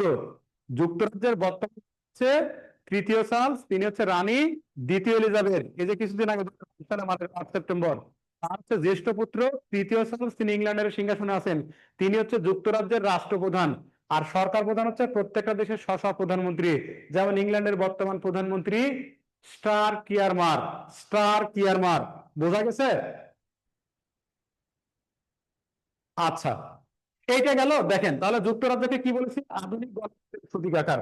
এখন দেখেন, আমি যদি আপনাদের বলি, এই যে থেমে গেছিলাম আপনাদের এইখানে, যে এই গণতন্ত্রের বৈশিষ্ট্য বলেছিলাম, প্রজাতন্ত্রের বৈশিষ্ট্য বলেছিলাম। এখন দেখেন দুইটা করে বৈশিষ্ট্য লিখছি। তাহলে এই যে যুক্তরাজ্য, তাকে আধুনিক গণতন্ত্রের সুবিধাকার। ওই দেশ থেকে আমরা একটু ঘুরে আসি, কিভাবে সরকার গঠিত হয়, জনগণ সেখানে কি করে। দেখেন বলছে the elected by direct vote of the people, অর্থাৎ জনগণের প্রত্যক্ষ ভোটে সরকার নির্বাচিত হবে। আমরা যদি যুক্তরাজ্যের দিকে দেখি, তাহলে যুক্তরাজ্যে কি হয়, জনগণের প্রত্যক্ষ ভোটে সরকার নির্বাচিত হয়। আবার দেখেন বলা হচ্ছে the people can take part the government activities, অর্থাৎ জনগণ প্রত্যেকটা কর্মসূচিতে কি করতে পারে, অংশগ্রহণ করতে পারে। তার মানে সেই দিক থেকে যুক্তরাজ্য হচ্ছে একটা গণতান্ত্রিক রাষ্ট্র, যুক্তরাজ্য একটা হচ্ছে গণতান্ত্রিক রাষ্ট্র। ঠিক আছে, এখন আমরা যদি চলে যাই চীনে, চীনে চীন কি একটা, চীন তো একটা বর্তমানে রাষ্ট্র। 1949 সালে 1 অক্টোবর চীনকে প্রজাতান্ত্রিক রাষ্ট্রে পরিণত করেন চীনের তৎকালীন প্রেসিডেন্ট মাও সেতুং। ঠিক আছে, তো চীন তো প্রজাতান্ত্রিক রাষ্ট্র, তাদের কি হয় চলেন, বলা হচ্ছে head of the state elected by direct or indirect vote of the people. তার মানে কি, প্রজাতন্ত্রে জনগণের প্রত্যক্ষ বা পরোক্ষ রাষ্ট্রপতি নির্বাচিত হয়। রাষ্ট্রপতি কি প্রজাতন্ত্র, চীনের শি জিনপিং না, শি জিনপিং, এই যে তখন তো প্রত্যক্ষ ভোট আসছিল, কিন্তু পরে সে সংবিধান চেঞ্জ করে সে ঘোষণা দিল সে যতদিন বেঁচে থাকবে ততদিন চীনের প্রেসিডেন্ট। চীন একটা প্রজাতান্ত্রিক রাষ্ট্র। এখন দেখেন, এখন বলা হচ্ছে মনার্কি সিস্টেম ইজ অ্যাবসেন্ট। তার মানে কি রাজতন্ত্র থাকবে না। চীনে কি রাজতন্ত্র আছে? না, চীনে কোনো রাজতন্ত্র নাই। তার মানে চীন হচ্ছে সেই দিক থেকে একটা হচ্ছে প্রজাতান্ত্রিক রাষ্ট্র। এখন আমি যদি বাংলাদেশে দেখা দেখি, বাংলাদেশের সংবিধান প্রধানমন্ত্রী, সরকার প্রধানমন্ত্রী, আর রাষ্ট্রপতি। এখন দেখেন আমাদের দেশে কি হয়, সরকার কিভাবে নির্বাচিত হয়, জনগণ, যদিও এটা হয়নি। আবার দেখেন বলা হচ্ছে the people can take part the government activities. তার মানে কি জনগণ সরকারের প্রত্যেকটা কর্মকাণ্ডে অংশগ্রহণ করতে পারে। আমরা কি সরকারের প্রত্যেকটা কর্মকাণ্ডে অংশগ্রহণ করি না?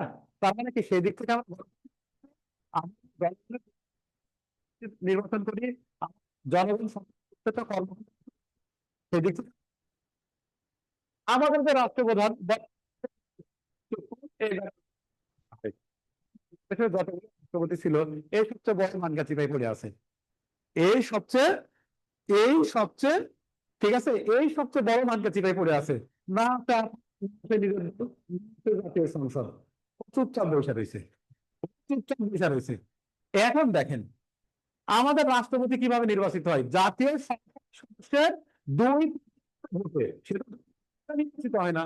জাতীয় সংসদ সদস্যের 2/3 ভোটে রাষ্ট্রপতি নির্বাচিত হয়। বোঝা গেছে, জাতীয় সংসদ সদস্যের 2/3 ভোটে কি হয়? রাষ্ট্রপতি নির্বাচিত হয়। বোঝা গেছে, 2/3 ভোট না, তার মানে কি সে পরোক্ষ, সে সংসদ সদস্য দ্বারা নির্বাচিত। এদিক থেকে তাহলে আমার হচ্ছে প্রজাতান্ত্রিক রাষ্ট্র। আবার বলছে মনকে সিস্টেম ইজ অ্যাবসেন্ট, তার মানে রাজতন্ত্র থাকবে না। আমাদের দেশে রাজতন্ত্র আছে না, আমাদের দেশে রাজতন্ত্র নাই, সেই দিক থেকে আমরা প্রজাতান্ত্রিক রাষ্ট্র। অর্থাৎ বাংলাদেশ হচ্ছে এই গণতন্ত্র এবং প্রজাতন্ত্র, এই দুইটা নিয়েই বাংলাদেশ, যার কারণে বাংলাদেশকে গণপ্রজাতন্ত্রী বাংলাদেশ বলা হয়।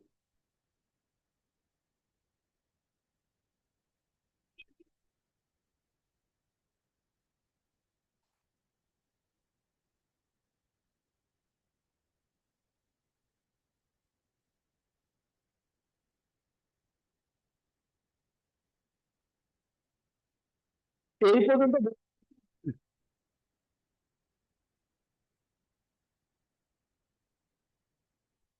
আপনাদের নেটে কিন্তু ঠিক শোনা যায়, আবার মানে ফেসবুক লাইভে কিন্তু ঠিক শোনা যায় ভাই। আমি কিন্তু চেষ্টা করছি আপনাদেরকে কিছু বোঝানোর, বিশ্বাস করেন আমি চেষ্টা করছি আপনাদেরকে কিছু বোঝানোর। কারণ জব পাইতে হলে আপনাকে ক্লিয়ারলি সব বিষয় জানতে হবে, পড়তে হবে। কারণ বর্তমানে যে কোশ্চিন প্যাটার্ন, আমি তো নিজে 47 বিসিএস দিলাম, এই প্রশ্ন দেওয়া এই প্রশ্নের পরীক্ষা দেওয়ার পর মনে হচ্ছিল আমি জীবনে কোনোদিন পড়াশোনাও করি না, কিচ্ছু পড়িও নাই। বোঝা গেছে?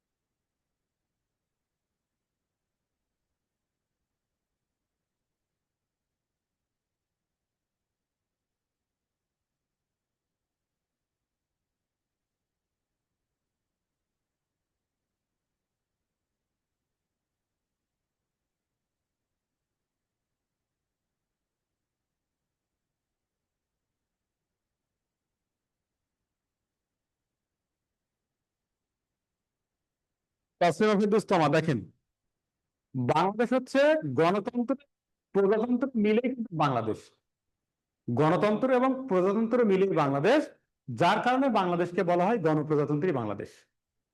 যদি খুব বেশি বুঝতে না পারেন তাহলে শর্ট করে বলে দিই, গণতন্ত্র এবং প্রজাতন্ত্র মিলে হচ্ছে বাংলাদেশ, যার কারণে বাংলাদেশকে বলা হচ্ছে গণপ্রজাতন্ত্রী বাংলাদেশ।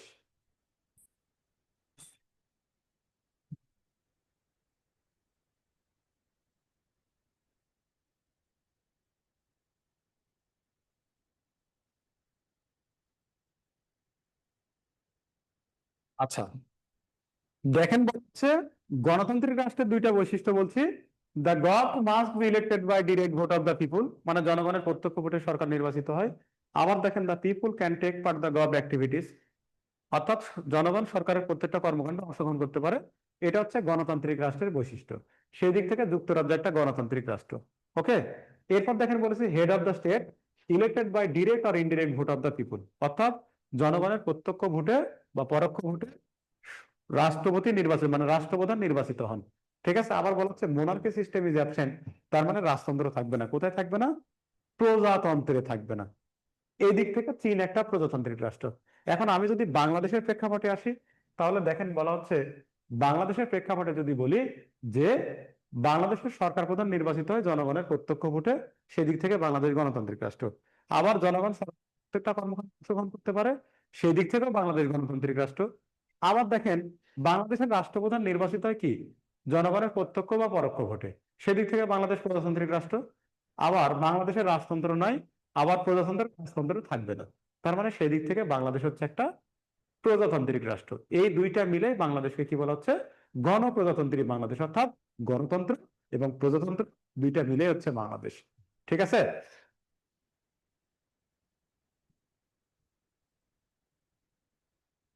আচ্ছা, এখন ক্লিয়ার হয়েছেন? তাসলিমা ফেরদৌস তমা ক্লিয়ার হয়েছেন? তাসলিমা ফেরদৌস তমা ক্লিয়ার হয়েছেন ভাই?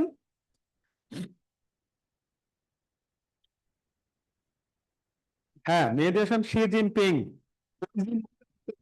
এটা না, মানুষ আমি জিন না, জিন আলাদা কিন্তু। আপনারা যে জিনের কথা বলেন, তো জিন, হ্যাঁ, আর আমি যেটা বলেছি সেটা চীনের প্রেসিডেন্ট জিন। ঠিক আছে, মেহেদী হাসান বুঝতে পেরেছেন? ওকে, দেখেন এরপর বাংলাদেশ নামকরণ ইতিহাস পাইলাম না? আচ্ছা, ওকে, এরপর দেখেন বাংলাদেশের রাজধানীর নাম কি বলেন তো?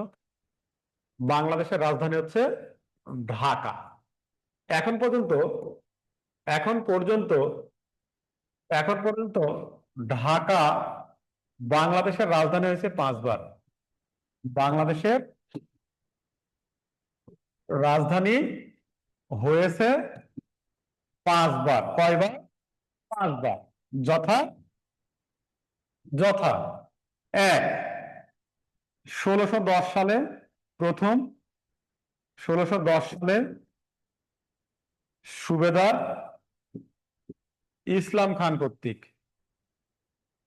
ইসলাম খান কর্তৃক। এরপর 2, 1660 সালে মীর জুমলা কর্তৃক। আওরঙ্গজেবের প্রধান সেনাপতি ছিল এই মীর জুমলা কর্তৃক, মীর জুমলা কর্তৃক। এরপর 3, 1905 সালে বঙ্গভঙ্গের প্রেক্ষিতে, বঙ্গভঙ্গের প্রেক্ষিতে, বঙ্গভঙ্গের প্রেক্ষিতে, ঠিক আছে, বঙ্গভঙ্গের প্রেক্ষিতে, ঠিক আছে, বঙ্গভঙ্গের প্রেক্ষিতে, ঠিক আছে। অর্থাৎ 1905 সালে যে বঙ্গভঙ্গ হলো, দুইটা ভাগে ভাগ। এই 1905 সালে ঢাকা বাংলার রাজধানী হয় এবং বলা হয় প্রথম প্রাদেশিক রাজধানী, প্রথম প্রাদেশিক রাজধানী, প্রথম প্রাদেশিক রাজধানী। প্রাদেশিক কেন বলছি? বাংলা তো তখন দুইটা প্রদেশে ভাগ হয়ে গেল, একটা পূর্ব বাংলা প্রদেশ, একটা পশ্চিম বাংলা প্রদেশ। তাহলে পূর্ব বাংলার রাজধানী কি হয়ে গেল? ঢাকা। পূর্ব প্রদেশের রাজধানী ঢাকা, যার কারণে বলছি ঢাকা বাংলার প্রথম প্রাদেশিক রাজধানী হয় 1905 সালে। কত সালে? 1905 সালে। এরপর 4, 1947 সালে, আচ্ছা, দেশ ভাগের সময়, দেশ ভাগের সময় বলা হয় দ্বিতীয়বার প্রাদেশিক রাজধানী, দ্বিতীয়বার প্রাদেশিক রাজধানী, হ্যাঁ, দ্বিতীয়বার প্রাদেশিক রাজধানী। ওকে। এরপর সর্বশেষ 1971, 1971 সালে স্বাধীন বাংলার রাজধানী বা স্বাধীন বাংলাদেশের রাজধানী, স্বাধীন বাংলাদেশের রাজধানী, ঠিক আছে, স্বাধীন বাংলাদেশের, স্বাধীন বাংলাদেশের রাজধানী, হ্যাঁ, স্বাধীন বাংলাদেশের রাজধানী হয়েছিল কত সালে? 1971 সালে, ঠিক আছে, 1971 সালে। হ্যাঁ, আসসালামু ওয়ালাইকুম আসসালাম ভাই। হ্যাঁ, ক্লাসের টপিক হচ্ছে আজকে বাংলাদেশ পরিচিতি, বাংলাদেশের ভৌগোলিক অবস্থান, বাংলাদেশের আয়তন, সীমারেখা। হ্যাঁ,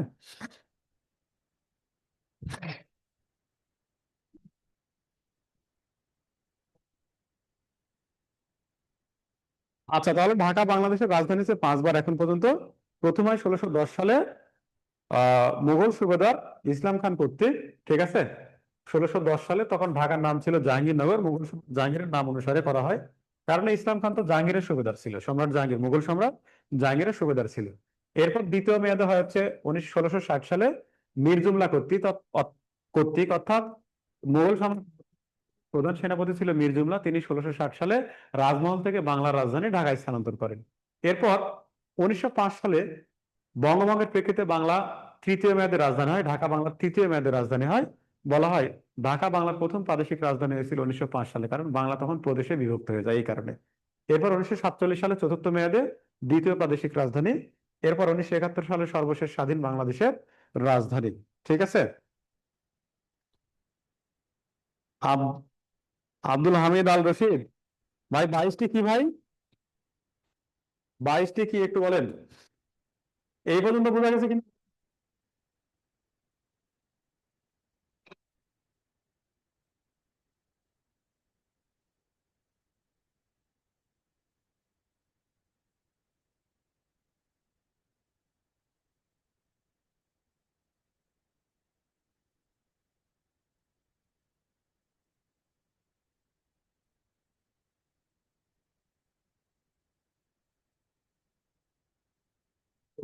থ্যাংক ইউ ভাই।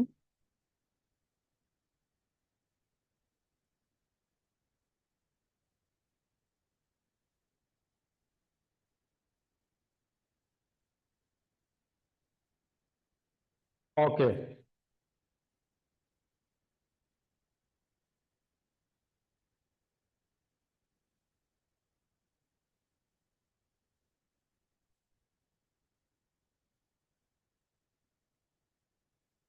মুর্শিদা জামান মিথিলা, হ্যাঁ ঝর্ণা খাতুন, ক্লিয়ার। ওকে, ঠিক আছে। দেখেন, এরপর বলেন তো, বাংলাদেশের বাংলাদেশের বাণিজ্যিক রাজধানী কোনটা? বাংলাদেশের বাণিজ্যিক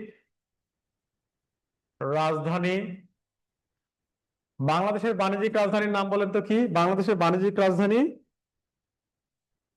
বাংলাদেশের বাণিজ্যিক রাজধানীর নাম হচ্ছে চট্টগ্রাম। বাংলাদেশের বাণিজ্যিক রাজধানীর নাম হচ্ছে চট্টগ্রাম। আবার এই চট্টগ্রামকে বাংলাদেশের প্রবেশদ্বার বলা হয়। বাংলাদেশের প্রবেশদ্বার, প্রবেশদ্বার বলা হয়। কি বলা হয়? বাংলাদেশের প্রবেশদ্বার। এই চট্টগ্রামকে ডাব্লিউএইচও মানে ওয়ার্ল্ড হেলথ অর্গানাইজেশন, বিশ্ব স্বাস্থ্য সংস্থা হেলথ সিটি ঘোষণা করে। HEAL, health city. বাংলাদেশের হেলথ সিটি কোনটা? চট্টগ্রাম। কে ঘোষণা করে? ডাব্লিউএইচও, হু। ঠিক আছে, বোঝা গেছে? চট্টগ্রাম, চট্টগ্রাম, চট্টগ্রাম। ঠিক আছে, ওকে। তাহলে দেখেন, বাংলাদেশের বাণিজ্যিক রাজধানী চট্টগ্রাম, বাংলাদেশের প্রবেশদ্বার চট্টগ্রাম, আবার হচ্ছে যে বাংলাদেশের হেলথ সিটি বলা হয় চট্টগ্রামকে। এরপর হানিমুনের রাজধানী কোনটা? হানিমুনের রাজধানী মানে কি বললাম? পর্যটন। পর্যটন দুটো answer কি? বাংলাদেশের পর্যটন কি বা হানিমুনের আপনাদের কি বলেন, দ্রুত বলেন। হ্যাঁ, অনেকে অ্যান্সার করছেন, ভালো লাগছে। হ্যাঁ, ঠিক আছে। আব্দুল হামিদ আল রশিদ, নীলফামারী। কি রে ভাই, নীলফামারী কি? পর্যটন রাজধানী বা ওই হানিমুনের রাজধানী হচ্ছে নীলফামারী। হামিদ আল রশিদ, হানিমুনের রাজধানী কি হচ্ছে নীলফামারী?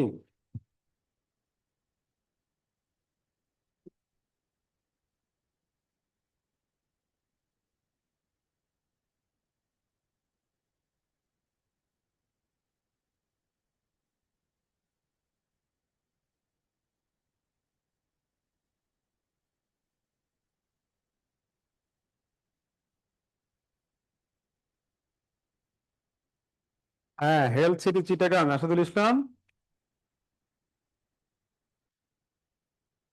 রওশন দাস, কক্সবাজার, গুড। এই তো, বাংলাদেশের পর্যটন রাজধানী হচ্ছে কক্সবাজার। কক্সবাজার, হ্যাঁ, এটা হচ্ছে বাংলাদেশের পর্যটন রাজধানী। রাজধানী বলে যেটা। ওরে ভাইরে, রংপুর টংপুর হবে না ভাই। আলমগীর হোসেন, কক্সবাজার, হ্যাঁ ভাই।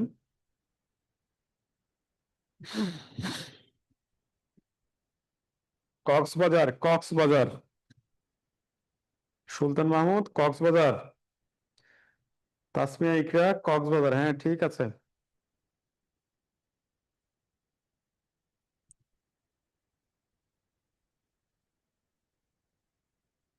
ওকে, তাহলে রাজধানীর কাহিনী খতম। রাজধানীর কাহিনী খতম। রাজধানীর কাহিনী কিন্তু হচ্ছে খতম। আচ্ছা, আচ্ছা। এরপর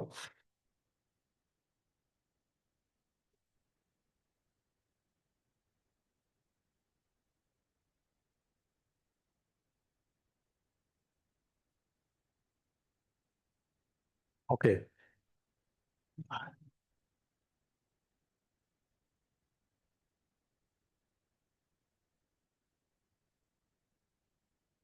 এরপর দেখেন, বাংলাদেশের মধ্যে দিয়ে দুইটা রেখা অতিক্রম করে গেছে। বাংলাদেশের মধ্যে দিয়ে দুইটা রেখা অতিক্রম করে গেছে। কয়টা বলেছি? দুইটা।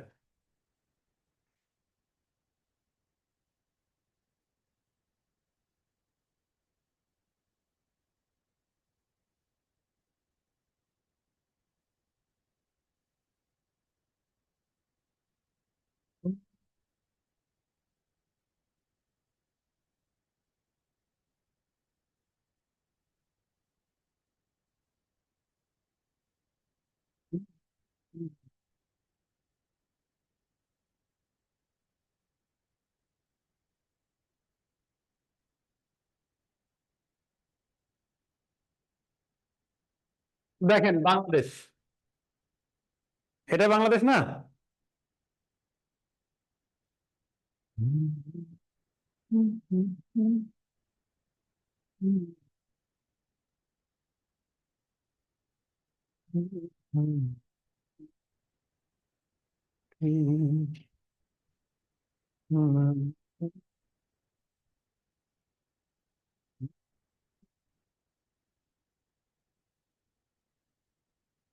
দেখেন বাংলাদেশের মধ্যে দিয়ে দুইটা আন্তর্জাতিক রেখা অতিক্রম করে গেছে। কি কি? একটা হচ্ছে কর্কট ক্রান্তি রেখা, কর্কট ক্রান্তি রেখা, যার ইংরেজি নাম হচ্ছে ট্রপিক অফ ক্যান্সার, যার ইংরেজি নাম কি? Tropic of cancer.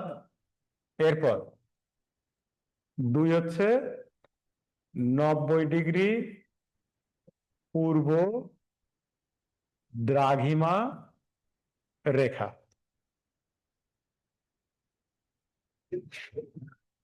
আরে মানচিত্র সহজ, আপনি চোখের মধ্যে ছবি উঠা নেন, এমনি অটোমেটিক হয়ে যাবে, ঠিক আছে? মানুষের ছবি আঁকায় না, আঁকায় না, মানুষের ছবি আর্ট করে না, হুবহু কত সুন্দর লাগে না? আচ্ছা,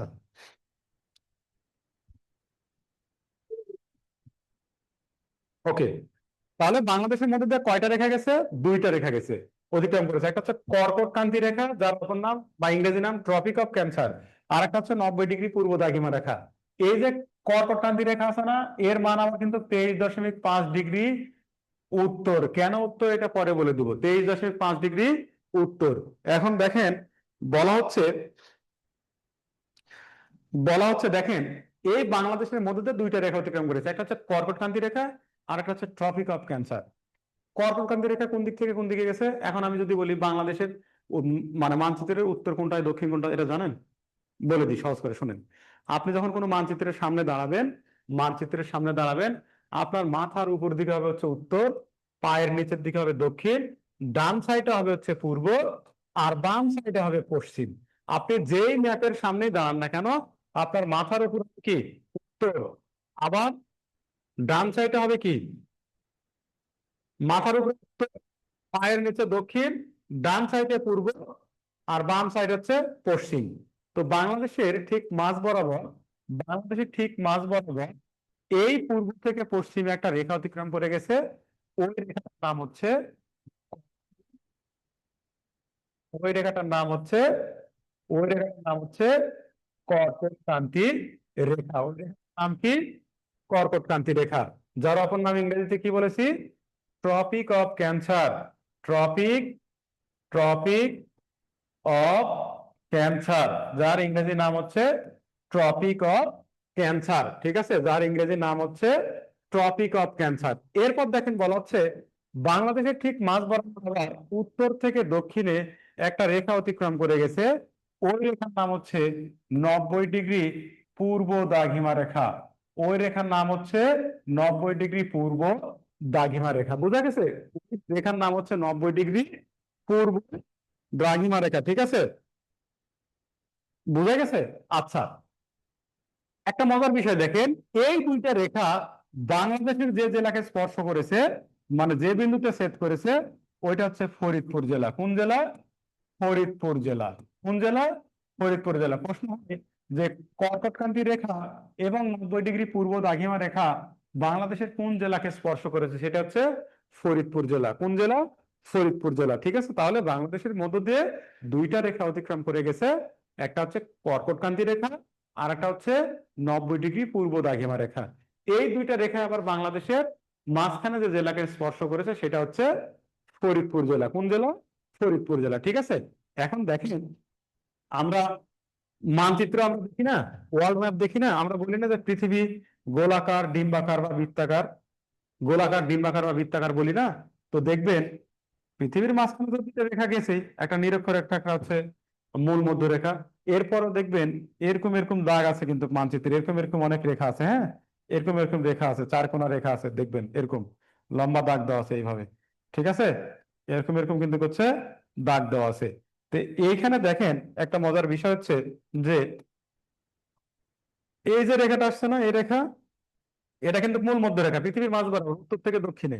আর একটা দেখবেন ঠিক মাঝ বরাবর, সেটা হচ্ছে পূর্ব থেকে পশ্চিমে, ওইটা কিন্তু হচ্ছে নিরক্ষরেখা, ওইটা হচ্ছে নিরক্ষরেখা, ঠিক আছে। তো অক্ষরেখা আছে না দ্রাঘিমা, ওই দ্রাঘিমা সময় গণনা করে। তো শুধু জেনে রাখেন বাংলাদেশের মধ্যে যে দুইটা রেখা অতিক্রম করে গেছে, একটা হচ্ছে কর্কটক্রান্তি রেখা, আর একটা হচ্ছে 90 ডিগ্রি পূর্ব দ্রাঘিমা রেখা, ঠিক আছে। হ্যাঁ, ফরিদপুর। ওকে। আচ্ছা, এখন দেখেন এই যে দুইটা রেখা বাংলাদেশের মধ্য দিয়ে অতিক্রম করে গেল, দেখেন একটা কিন্তু দ্রাঘিমা রেখা, ওর নাম, ওর মান কিন্তু 90 ডিগ্রি পূর্ব। কেন পূর্ব এটা বলবো। আর একটা বলছে কর্কটক্রান্তি রেখা, যদিও কর্কটক্রান্তি রেখা একটা নিরক্ষ রেখা, একটা হচ্ছে নিরক্ষ রেখা, অক্ষরেখা, ঠিক আছে। যার অপর নাম ট্রপিক অফ ক্যান্সার। ওর মান কত ডিগ্রি বলেছি, 23.5 ডিগ্রি। এইটা যদি মনে করে রাখতে পারেন তাহলে এখন আমি আবার একটু আপনাদের পড়াই। আচ্ছা,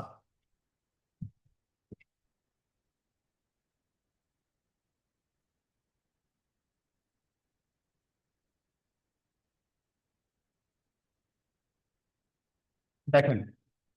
আচ্ছা, এখন বাংলাদেশের ভৌগোলিক অবস্থান দেখেন।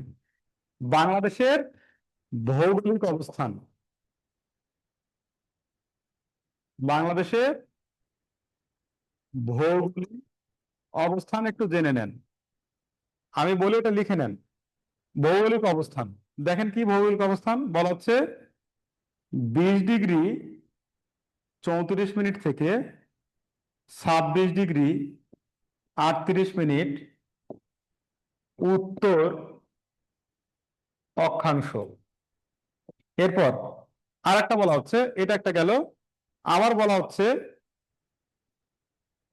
88 ডিগ্রি 01 মিনিট থেকে 88 ডিগ্রি 01 মিনিট থেকে 92 ডিগ্রি 41 মিনিট পূর্ব দ্রাঘিমাংশ। তাহলে বাংলাদেশের উত্তরের মান কত বলেছি, 20 ডিগ্রি 34 মিনিট থেকে 26 ডিগ্রি 38 মিনিট উত্তর অক্ষাংশ, এবং পূর্বে কত বলেছি, 88 ডিগ্রি 01 মিনিট থেকে 92 ডিগ্রি 41 মিনিট পূর্ব দ্রাঘিমাংশ। এটা হচ্ছে বাংলাদেশের মান, এটা হচ্ছে বাংলাদেশের হচ্ছে মানে ভৌগোলিক অবস্থান, ঠিক আছে। এখন দেখেন, এটা তো ভৌগোলিক অবস্থানটা কেন আসলো আপনাদের ক্লিয়ার করে দিই। দেখেন, বলা হচ্ছে এই যে পৃথিবীটা কি, পৃথিবীটা গোলাকার, ডিম্বাকার, বৃত্তাকার বা কমলা লেবুর মতো না, কমলা লেবুর মতো না। যাক, আমার অত সুন্দর গোল হয়নি, তারপরে চেষ্টা করছি, দেখেন। আচ্ছা, দেখেন পৃথিবী গোলাকার, ডিম্বাকার বা বৃত্তাকার বা কমলা লেবুর মতো, তাই না। আচ্ছা, এটা কি পৃথিবীর উত্তর, উত্তর না এটা, মানচিত্রের উত্তর। নিচে কি দক্ষিণ, এইটা কি বাম পাশে কি পূর্ব।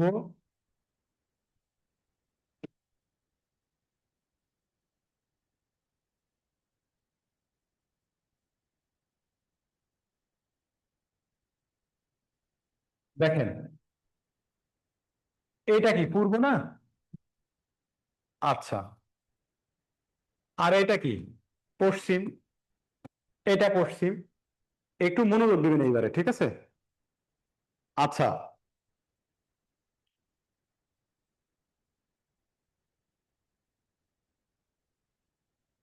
লেখা তো বোঝা যায় রে ভাই, নেট হয়তো প্রবলেম।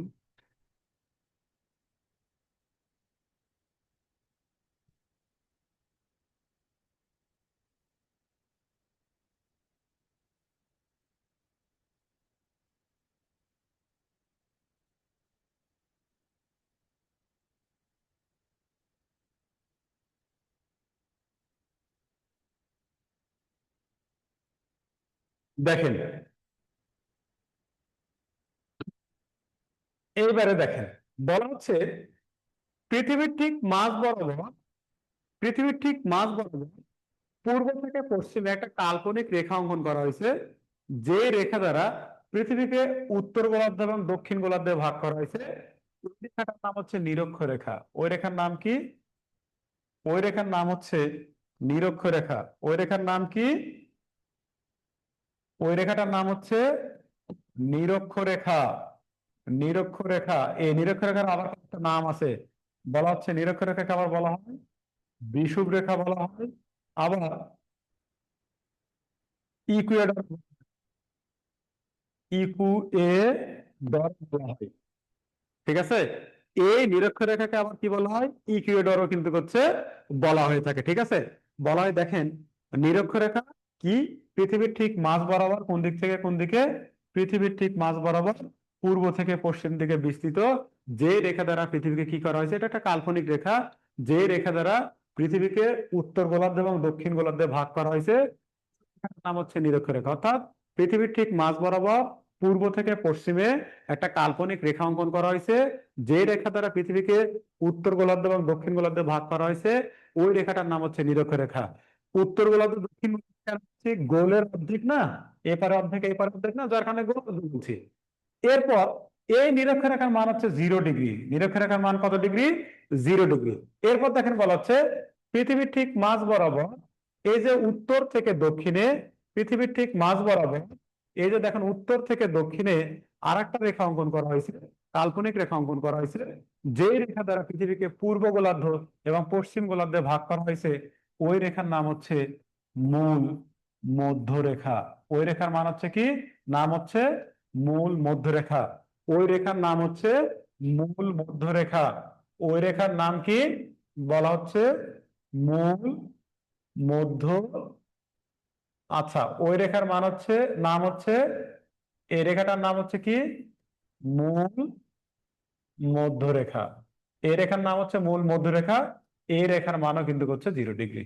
তাহলে দেখেন পৃথিবীর মাঝ বরাবর দুইটা রেখা গেছে, একটা হচ্ছে নিরক্ষরেখা যার অপর নাম বিষুব রেখা বা ইকুয়েডর, আর একটা দেখেন বলা হচ্ছে কি মূল মধ্যরেখা। ওই মূল মধ্যরেখার মান কি, 0 ডিগ্রি। মূল মধ্যরেখা থেকে উত্তর থেকে দক্ষিণ দিকে বিস্তৃত, নিরক্ষরেখা পূর্ব থেকে পশ্চিম দিকে বিস্তৃত। ঠিক আছে,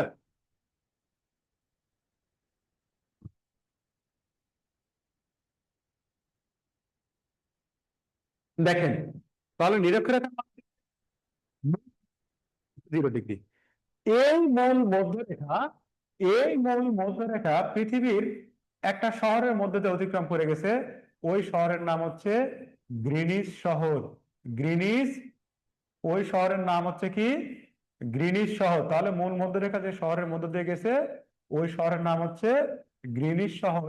এই গ্রিনিচ শহর হচ্ছে লন্ডনে অবস্থিত। লন্ডন কোথায়, লন্ডন কোথায়, ওই যে তারেক জি আমাদের আছে না নেতা, লন্ডন অর্থাৎ ইংল্যান্ড, অর্থাৎ কি ইংল্যান্ড। তাহলে দেখেন এই যে মূল মধ্যরেখা, এই মূল মধ্যরেখা যে শহরের মধ্য দিয়ে গেছে, একটা শহরের মধ্য দিয়ে গেছে, সেটা হচ্ছে এই গ্রিনিচ শহর। এটা হচ্ছে লন্ডনে অবস্থিত ইংল্যান্ডে। এই গ্রিনিচ শহরকে পৃথিবীর কেন্দ্রবিন্দু ধরা হয়, এবং এখান থেকে হচ্ছে পৃথিবীর সময় গণনা করা হয়। এখান থেকে কি গণনা করা হয়, পৃথিবীর সময় গণনা করা হয়। ঠিক আছে, ওকে। এরপর দেখেন আমি আপনাদের বলেছি মানচিত্রে এখন বাংলাদেশের অবস্থান কিভাবে বের করবেন। এই যে দেখবেন এইখানে হচ্ছে ভারত, এইখানে ভারত, আর এইখানে হচ্ছে বাংলাদেশ। এই যে এখানে ইন্ডিয়া, আর এইখানে হচ্ছে বাংলাদেশ। আজকে কার কার জানে খেলা হচ্ছে আমি দেখিনি, দেখবো না। গতকাল একটা পোস্ট করেছিলাম যে যদি বাংলাদেশ জিতে তাহলে বিয়ে করবো, বাংলাদেশ জিতেও না, আমার বিয়ে করাও হয়নি।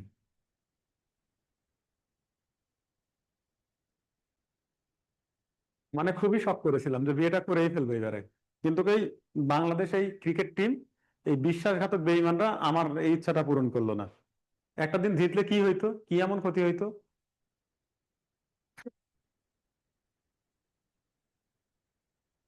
দেখেন বলা হচ্ছে,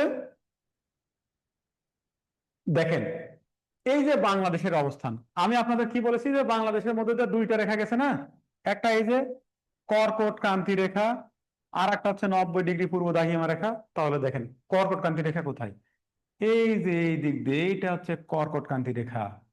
এইটা হচ্ছে কি রেখা, কর্কট ক্রান্তি রেখা। কর্কট ক্রান্তি রেখা, যার অপর নাম হচ্ছে ট্রপিক অফ ক্যান্সার। আর মান কত ডিগ্রি বলেছিলাম, 23.5 ডিগ্রি উত্তর। কেন 23.5 ডিগ্রি উত্তর বলেছিলাম বলেন তো, কারণ এই যে নিরক্ষরেখা আছে না, এই নিরক্ষরেখা থেকে, এই নিরক্ষরেখা থেকে কর্কটক্রান্তি রেখার দূরত্ব হচ্ছে 23.5 ডিগ্রি। আবার আরেকটা রেখা গেছে বলেছি না, 90 ডিগ্রি পূর্ব দ্রাঘিমা রেখা, এই যে দেখেন এইটা, এইটা হচ্ছে 90 ডিগ্রি, এইটা হচ্ছে, এই রেখাটা হচ্ছে কত ডিগ্রি, 90 ডিগ্রি,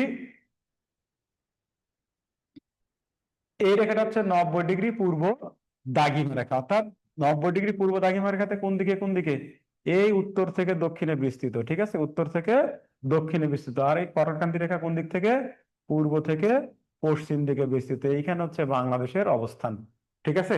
এখন দেখেন, ঠিক আছে, সুলতান মাহমুদ, এটা হচ্ছে গ্রিনিস শহর, গ্রিনিস, গ্রিনিস, ঠিক আছে, গ্রিনিস, আমরা বলি না গ্রিনিস শহর, ঠিক আছে, ওকে। এখন দেখেন বলা হচ্ছে এই যে বাংলাদেশের মধ্যে দিয়ে দুইটা রেখা গেল, একটার মান হচ্ছে, একটা হচ্ছে দ্রাঘিমা রেখা যার মান হচ্ছে 90 ডিগ্রি পূর্ব। কেন পূর্ব বলছি, এই যে মূল মধ্যরেখা, এটা মূল মধ্যরেখা না, তার কোন দিকে বাংলাদেশ, এই যে বাংলাদেশ পূর্ব দিকে না। আবার দেখেন বলছি, আবার দেখেন বলছি, আর একটা গেছে কর্কটক্রান্তি রেখা, যার অপর নাম ট্রপিক অফ ক্যান্সার, ওর মান বলেছি 23.5 ডিগ্রি উত্তর। কেন উত্তর বলছি, এই যে এটা নিরক্ষরেখা না, এই নিরক্ষরেখা থেকে বাংলাদেশ কোন দিকে, উত্তর দিকে না। বোঝা গেছে, বোঝা গেছে, এই দুইটা রেখা গেছে।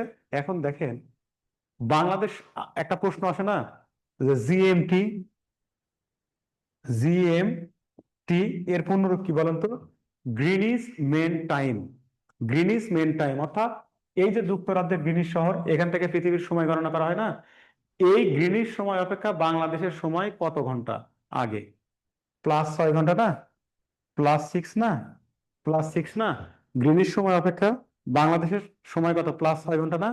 কেন 6 ঘন্টা বলেন তো, এইটারও কিন্তু একটা কারণ আছে, এইটার একটা কারণ আছে। আচ্ছা, আপনারা বলেন তো, পৃথিবী কত ডিগ্রি কোণে বিভক্ত, 360 ডিগ্রি কোণে বিভক্ত না পৃথিবী, এই যে পৃথিবী 360 ডিগ্রি কোণে বিভক্ত না, এই পৃথিবীকে 360 ডিগ্রি কোণে বিভক্ত করে কারা জানো, জানেন এখানে, ওই যে বিভিন্ন প্রাচীনকালে বিভিন্ন সভ্যতা ছিল, অ্যাশেরীয় সভ্যতা নামে একটা সভ্যতা ছিল না, অ্যাশেরীয় সভ্যতা, ওই অ্যাসিরিয়া সভ্যতার লোকেরা কিন্তু হচ্ছে এই পৃথিবীকে 360 ডিগ্রি কোণে বিভক্ত করে, আবার অক্ষাংশ রেখা এবং দ্রাঘিমাংশ আবিষ্কার করে, যে দ্রাঘিমা দ্বারা কিন্তু বর্তমানে পৃথিবীতে সময় গণনা করা হয়। বোঝা গেছে।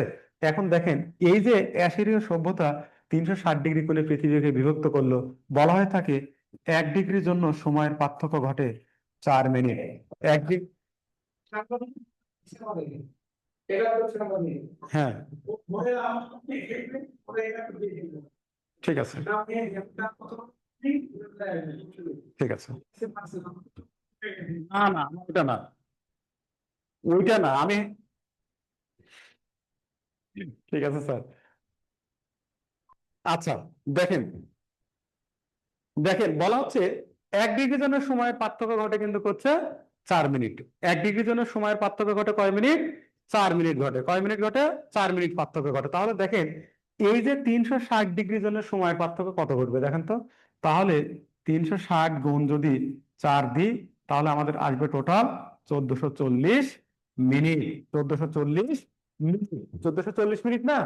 এখন দেখেন তো এই যে 1440 মিনিট, তার মানে কি 360 ডিগ্রির জন্য কত মিনিটের পার্থক্য আসছে, 1440 মিনিট। তাহলে দেখেন এই 1400, দেখেন এই 1440-কে যদি আমরা ভাগ করি, আমরা কি জানি যে 60 মিনিটে কি, 60 মিনিটে 1 ঘন্টা না, তাহলে 1440 মিনিট না, তাহলে 60 দিয়ে যদি 1440-কে ভাগ দিই, 60 দুগুণ কত, 120, তাহলে কি এখানে 4 একে 4, 2 একে 2, 0, 4 6 24।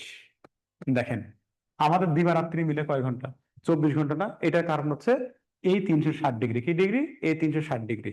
ওকে। এখন দেখেন বাংলাদেশের মধ্যে দিয়ে একটা রেখা গেছে না, দ্রাঘিমা রেখা, এই 360 ডিগ্রি কিন্তু একটা দ্রাঘিমা রেখা, কি রেখা, দ্রাঘিমা রেখা। এটা দ্বারা সময় নির্ণয় করা হয়, যেটার 1 ডিগ্রির জন্য সময়ের পার্থক্য ঘটে 4 মিনিট। 47 বিসিএস একটা প্রশ্ন আসছিল না, 47 বিসিএস যে আপনার 30 ডিগ্রির জন্য সময়ের পার্থক্য কত মিনিট ঘটবে, 120 মিনিট, এই প্রশ্ন আসছিল না, আসছিল। ওকে। এরপরে দেখেন বলা হচ্ছে যে বাংলাদেশের মধ্যে দিয়ে একটা রেখা গেছে না, 90 ডিগ্রি পূর্ব দ্রাঘিমা রেখা গেছে না, 90 ডিগ্রি গেছে না। তাহলে এখন দেখেন আমি যদি আপনাকে বলি ওই 90 গুণ যদি 4 দিই, তাহলে কত আসবে, 360। তাহলে 360 মিনিট যদি হয়, এই 360-কে দিয়ে আবার যদি 60 দিয়ে আমি ভাগ দিই, কত হবে, ছয় ছয় 36, তার মানে কি 6 ঘন্টা না? বাংলাদেশের সময় গ্রিনিচ সময় অপেক্ষা কয় ঘন্টা? 6 ঘন্টা না? কারণ গ্রিনিচ শহরের মধ্যে দিয়ে যে রেখা গেছে এটা হচ্ছে 0 ডিগ্রি, আর বাংলাদেশের মধ্যে দিয়ে গেছে হচ্ছে 90 ডিগ্রি। তাহলে 1 ডিগ্রির জন্য যদি 4 মিনিট হয়, তাহলে 90 ডিগ্রি সময় পার্থক্য করবে কয় মিনিট? 4 9 36, 360 মিনিট। তাহলে এখানে 60 দিয়ে যদি 360-কে আমরা ভাগ করি, তাহলে কত পাবো? তাহলে আমরা কত পাবো? 6 ঘন্টা পাবো। এই 60 মিনিট দিয়ে 360 মিনিটকে ভাগ করলে কি করো? 6 ঘন্টা পাবো না? অর্থাৎ এই 90 ডিগ্রির কারণে কিন্তু বাংলাদেশের সাথে গ্রিনিচের সময় পার্থক্য হচ্ছে 6 মিনিট। কয় মিনিট? 6 মিনিট। বোঝা গেছে? এই 90 ডিগ্রির জন্য আমাদের সময়ের পার্থক্য কয় মিনিট ঘটেছে? 6 ঘন্টা। 6 ঘন্টা। বোঝা গেছে? অর্থাৎ বাংলাদেশ হচ্ছে মূল মধ্যরেখার পূর্বে এবং নিরক্ষরেখার হচ্ছে উত্তরে। ঠিক আছে, দুইটা রেখা অতিক্রম করে গেছে। একটা হচ্ছে কর্কটক্রান্তি রেখা, আর একটা হচ্ছে দ্রাঘিমা রেখা। দ্রাঘিমা রেখার মান হচ্ছে 90 ডিগ্রি, কর্কটক্রান্তি রেখার মান হচ্ছে 23.5 ডিগ্রি উত্তর। ঠিক আছে, এই পর্যন্ত বুঝছেন কিনা বলেন তো? এই পর্যন্ত বুঝছেন কিনা একটু বলেন। এই পর্যন্ত বুঝছেন কিনা একটু বলেন।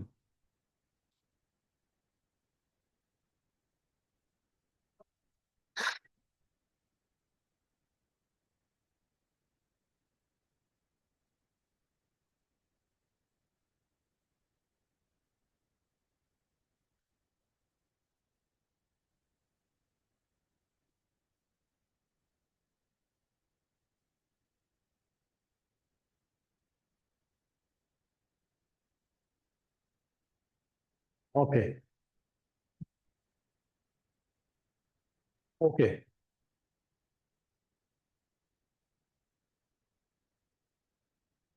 শোনেন, আজকে জাস্ট আপনাদের পড়াইছি বাংলাদেশ পরিচিতি, বাংলাদেশ পরিচিতি, বাংলাদেশের নামকরণের ইতিহাস।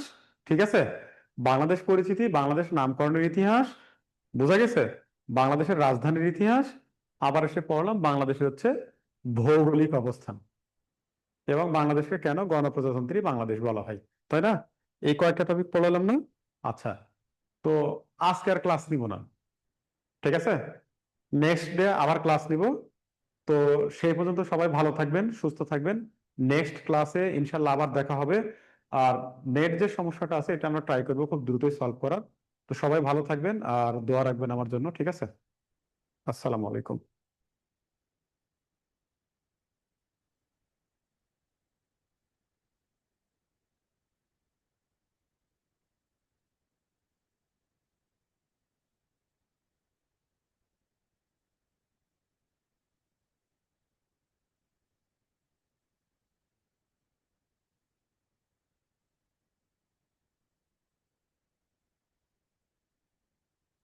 ওয়ালাইকুম আসসালাম।